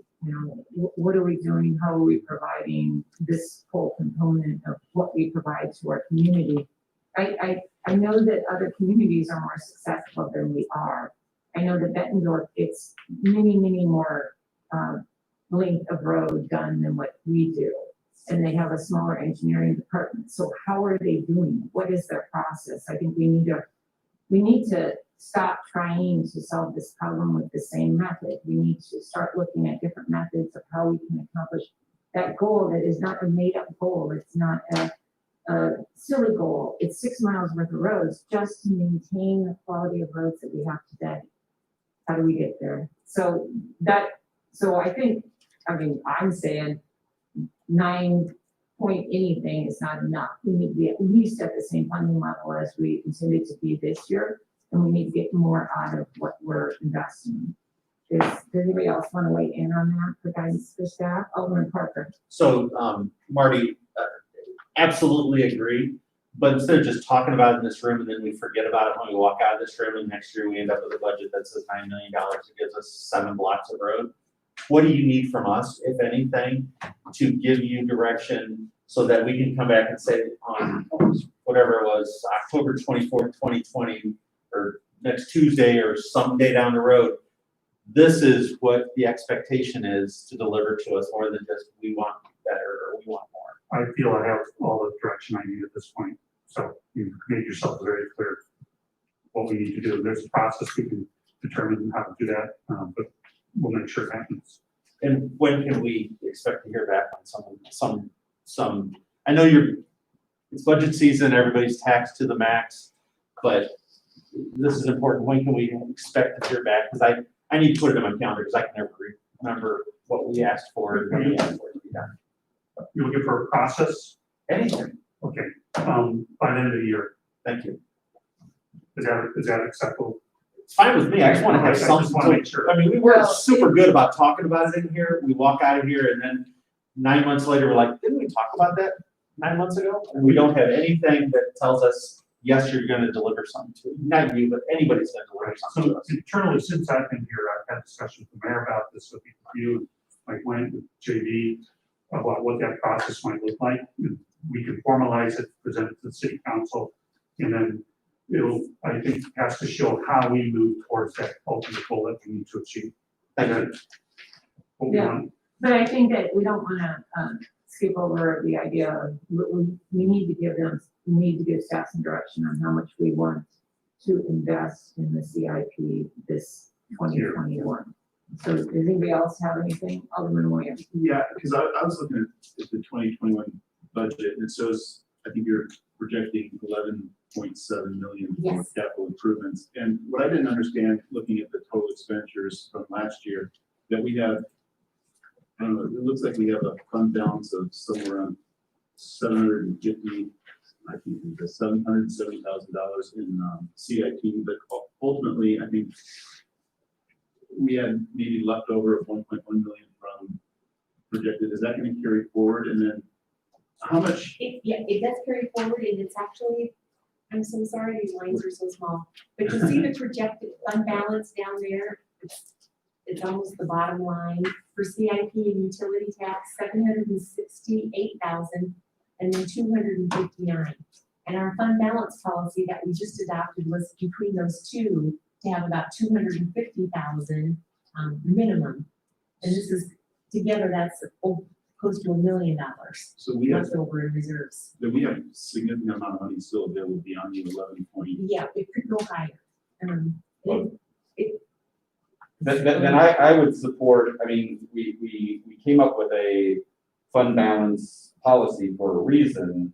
I would put this down, maybe at the top level of whatever our fund balance should be, but I would like to add those back in, and so that puts us probably at like 12.5 or so million rather than the 11. And I understand, like, for when it comes to water and WBC and sort of, you don't be like, hey, we're just gonna do $7 million worth of WBC stuff today, because we do have South Slope coming up, and so some of that stuff's gonna be used for it. But as it pertains to CIP and utility tax, and MFT, I mean, we're gonna have almost $300,000 sitting there. Is that? Yeah, the rebuild, we actually have. That's all been spent, basically, right? No. Oh, no, Public that's- Works with this one that they just put in, they still have about 950,000 at the end of next year for rebuild. Let's throw that in there too, so now we're getting up to 13 million or 14 million. How do we get from 9.7 to 11.8? Oh, 9 is from 2020. That's last year. Okay, Yeah. So our beginning number is 11.6. Yes. And then if we add in CIP, utility tax, taking those reserves down to, like I said, the upper end of what our budget thing is, and then the MFT and the MFT rebuild, throwing those on there. I don't mind that there's a little bit of contingency, although we have contingency built into the projects, don't we? Engineering has not put in a contingency yet, but before we would adopt, we always want to have a Yeah, contingency. okay, then I think that's the direction. Put those things back in there, but I'll also include. Yeah. And that's my, I'm just. That's where I was, that's where I was down to. all right, so we're pushing up on the investment, and we're looking, for budgetary reasons, and then we're looking at, the alternative service delivery model to see what we can do to accomplish more this next year than we have been accomplishing in the past. And we want an honest, what can we do in-house and what would we need to do out, or how do we get to that? I mean, we want to utilize what we have to its most, but we can't have that be another bottleneck. Alderman Walgren has a comment? I see, Carol or JD, we got on the bottom, Parks Projects Council consideration on the bottom of 21. Especially if we're gonna be putting more funding in that, are we considering placing the parks capital in there, which is, I think is a good idea. Reference extra money to get those things done, certainly helps the performance center itself over in parks. I actually placed that, I'm glad you saw that, I put it in red, I wish it would have been bigger and bolder. Just for consideration, yes, that's not unusual to have, to potentially consider doing some parks projects. I actually like that. It's more difficult for our park director, who's a recreational park specialist. He's not a building specialist, getting things built specialist. None of them are. I like it being more in the capital improvement program. It's easier to fund that way, and then it's not necessarily a drag on the performance centers itself. Well, it's a safe asset, so Right, it makes sense. Is there a dollar amount, like an annual amount, or do? Well, they have a CIP, Okay. right? It's adaptable. They're always moving it around because they never have enough money for capital. But yeah, they have a draft plan. Yeah, that was sent out to us. Yes. Yes. And theirs for 2021 was 350,000 is what they're projected now. I know some of this stuff is they carry forward, like the Right. wall or whatever, but I think I couldn't agree with you more. I think that should be included in this, and now with having a little extra, it's not something that The only downside, and I'll talk against myself here, it goes against the 6 miles. If you start picking up park projects, you're hurting yourself getting roads done. I would say that one of the funding sources could be the levy. It could be that it comes from the parks Right. money and gets invested this way, so it gets split off. And the parks department is different than the library. Yeah. So, and we can have charge flexibility. charge them back for it. Because it's in their budget. Alderman Moyer, did you have? Yes, thank you. I got two things. One, I don't really understand the process then. If we ask for the most that we can allocate towards this, then there'll be other projects that can get done. When do we talk about those? Because we've talked about adding to the cities and wanting to add, advocate for more sidewalks, maybe adding, a few blocks a year just to incorporate those neighborhoods. That's been talked about. We've talked about 19. We've talked about 34th Street from the railroad tracks up to 4th Avenue. And I just think that at some point before this is all done, I'd like to have that conversation. But then the other question that I had was, when these projects are getting done, we don't really ever get to see them until they're, bring up the roundabout, which is where I'm going. We didn't know about that roundabout until it was already built. And I guess in the future, what I'm concerned about is that 34th Street around the high school that turns into 26th Avenue. I want to see the design because I'm just curious of how we're going to build the bicycle path. There's a projection of a bicycle path in there, and it's a rather large road, and I'm just curious. Yeah, but it'll be on the street, but how it'll be built in, or will it just be a line? Or I guess I just want to feel like we're more included in that. If the process includes however it gets developed, that we actually get to see it along the way. Input. Just listening to you talk, it kind of feels like the way we address development projects with PMT, that structure of having it's an open meeting, but you have more details and it's separated off of the council floor. So I wonder if there's an opportunity to look at something like that. Because not everybody is particularly interested in those details, and we've got a lot of council business, and to get into that detail may be a little time consuming. So I'll talk to Marty about maybe structuring something like that to have more awareness for the council. Alderman Flint. To that point, and we may already have the complete streets, and as we talked with Marty, the the transportation committee or whatever we're going to evolve into. We've started to have some of those discussions, and we're gonna have a policy that's gonna be coming in 2 or 3 weeks that's gonna start that.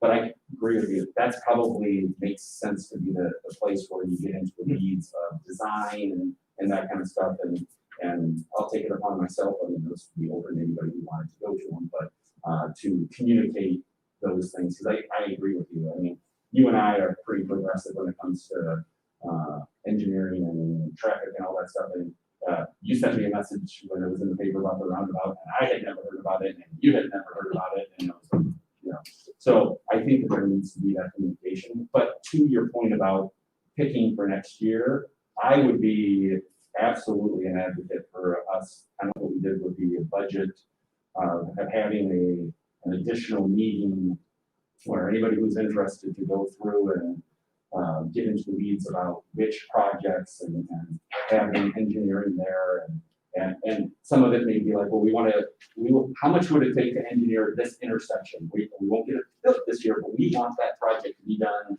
Then the following year, we want that in the budget because even if all these projects we give thumbs up to with this change, we're gonna have some other funds to work with. I feel like it needs to be higher level. I mean, it can be a committee, but it feels like it needs to be done in open. Oh, 100%. So that all the council can participate if they're interested, and the public can also not be surprised by a roundabout. Exactly. They'd like to know ahead of time too. So moving in that direction, if the council supports that.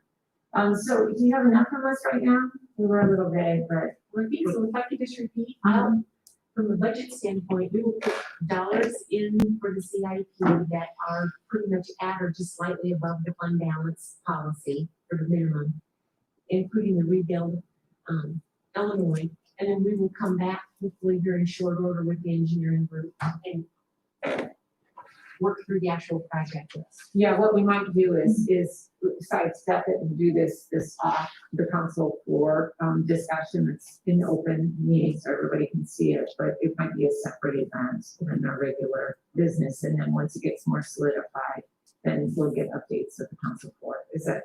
Yes, that sounds perfect. And then in addition, I will add in those parks projects. Thank you. And we'll see where they all fall. Okay. Are you thinking something like the budget policy meeting that we had? I mean, it's open to the public.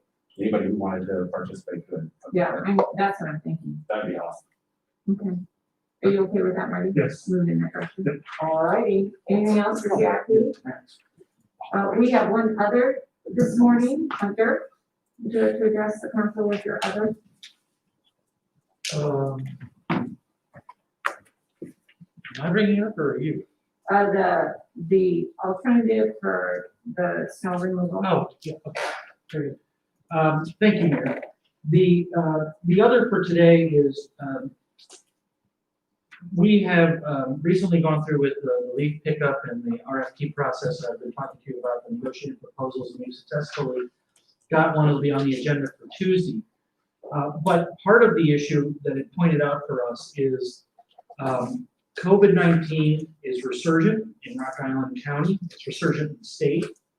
And like other clients of Ansett Links, it's affected some of our employees. No matter how careful we are, it's going to impact some of our employees. And one of the issues for the upcoming snow plowing season is while we'll be prepared with internal persons, the problem is that if you rely only on employees that don't have a backup, and this is going on across the state, you don't have a whole union house of healthy people to draw from to get the work done in case some of your people are home quarantining, either because their family members are sick or because they're sick, or because they've been exposed.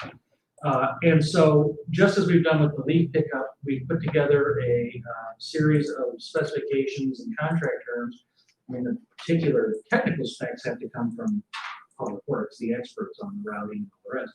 But we've got a framework for now getting local contractors paying union wages to be a backup and a plan for that, so that we can not only have equipment and operators ready to go, but that's also as a backup for whatever we're doing. And to Alderman Waldron's point, if we hold off on the usual hiring of some of the seasonal people early and postpone that till spring, This provides us a stopgap for however many snow events we have. Last winter was far less snow than the winter before.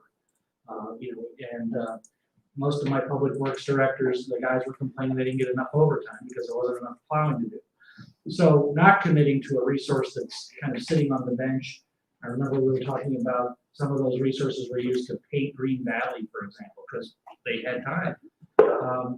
So we would be bringing forward then, after Tuesday, another plan, I've got to work with Public Works on it, to have union contractors ready as a backup or a supplement on snow plowing, so the Public Works will direct them to take care of routes. Cul-de-sac, I sat in on 3 seminars at Illinois Municipal League, because I'm kind of a construction guy. And so I've done 3 speeches at the Illinois Municipal League over the last decade about snow plowing. And the most efficient way to handle cul-de-sacs is with front loaders or bobcats, because you can load it into the middle. As the truck goes around, gets you access, but people hate it when you throw all their snow in their driveway, or you take out their mailbox, and cul-de-sacs are prone to that. So if we can get some backstop with some front loaders and things, and our public works guys can focus on the important roads and streets, and we have a way to get cul-de-sacs done efficiently that makes people happy, we should pursue that. So we'll be bringing that forward. And that's, unless there are questions about that, that's my. Any comments or questions? Let's now turn to miscellaneous business. I'm going to go around the council chamber if anyone has anything that they'd like to share with the council. Alderman Williams. Nothing, Your Honor. Alderman Parker. Nothing, Your Honor. Alderman Lynch. No, Your Honor. Alderman Potter.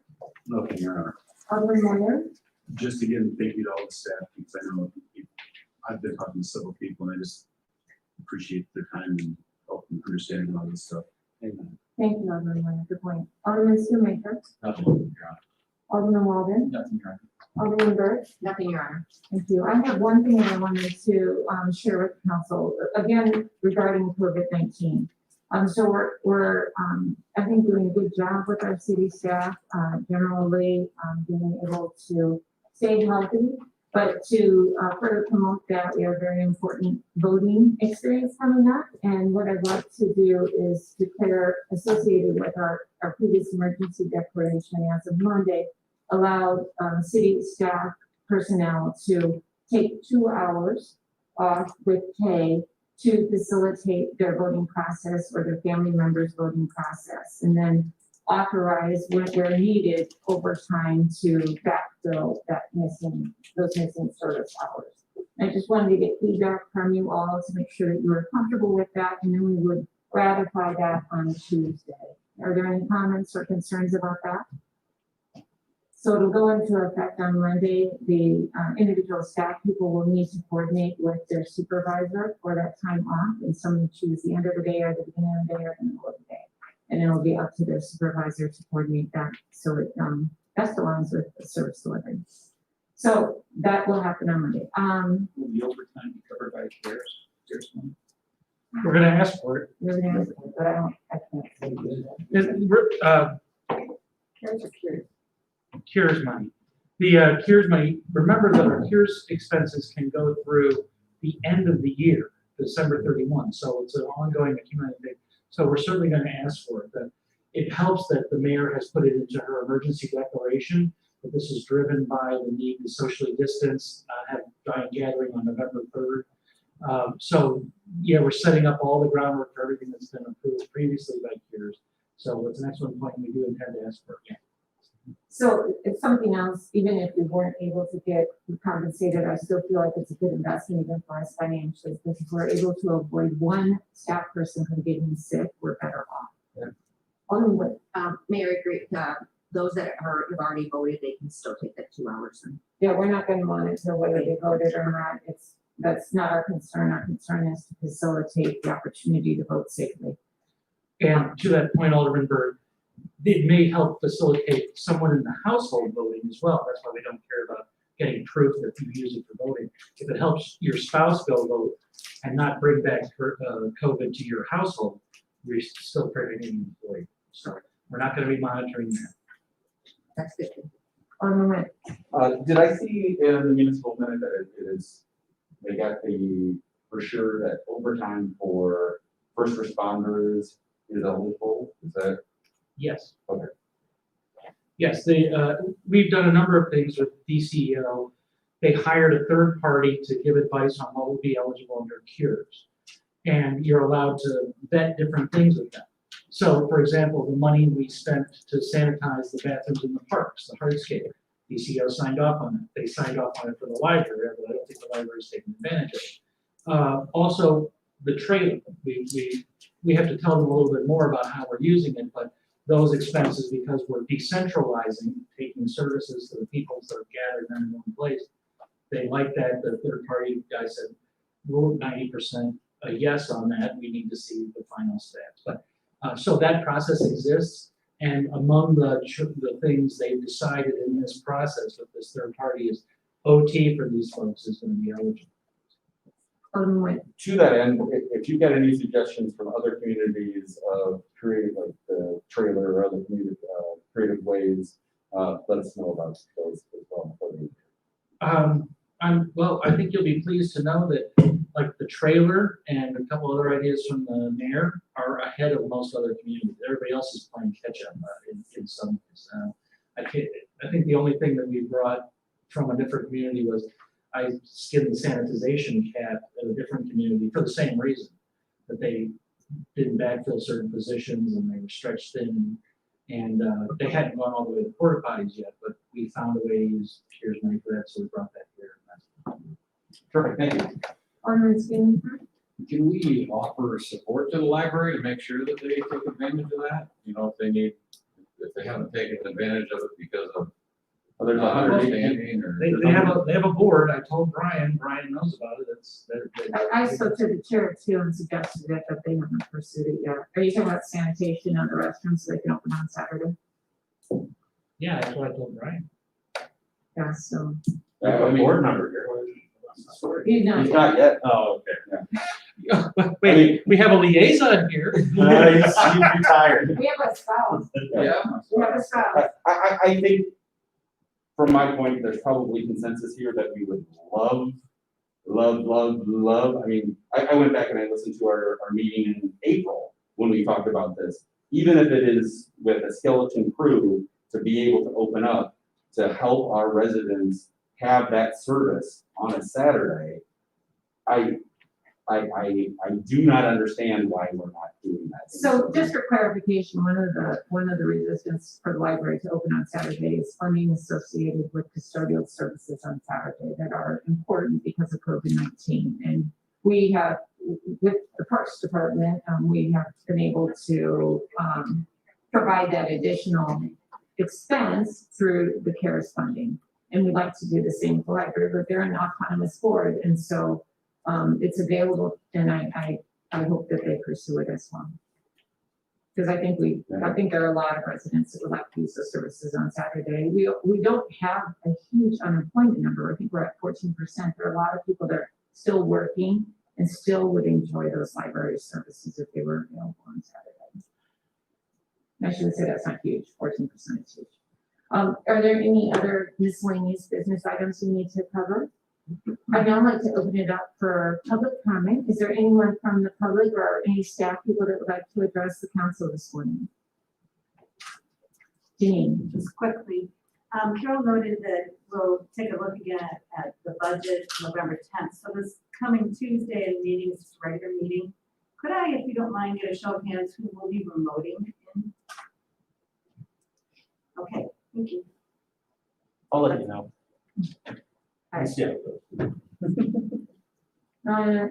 So that's it for public comment. Is there any further business for executive session? Anybody got the note? Alderman Williams.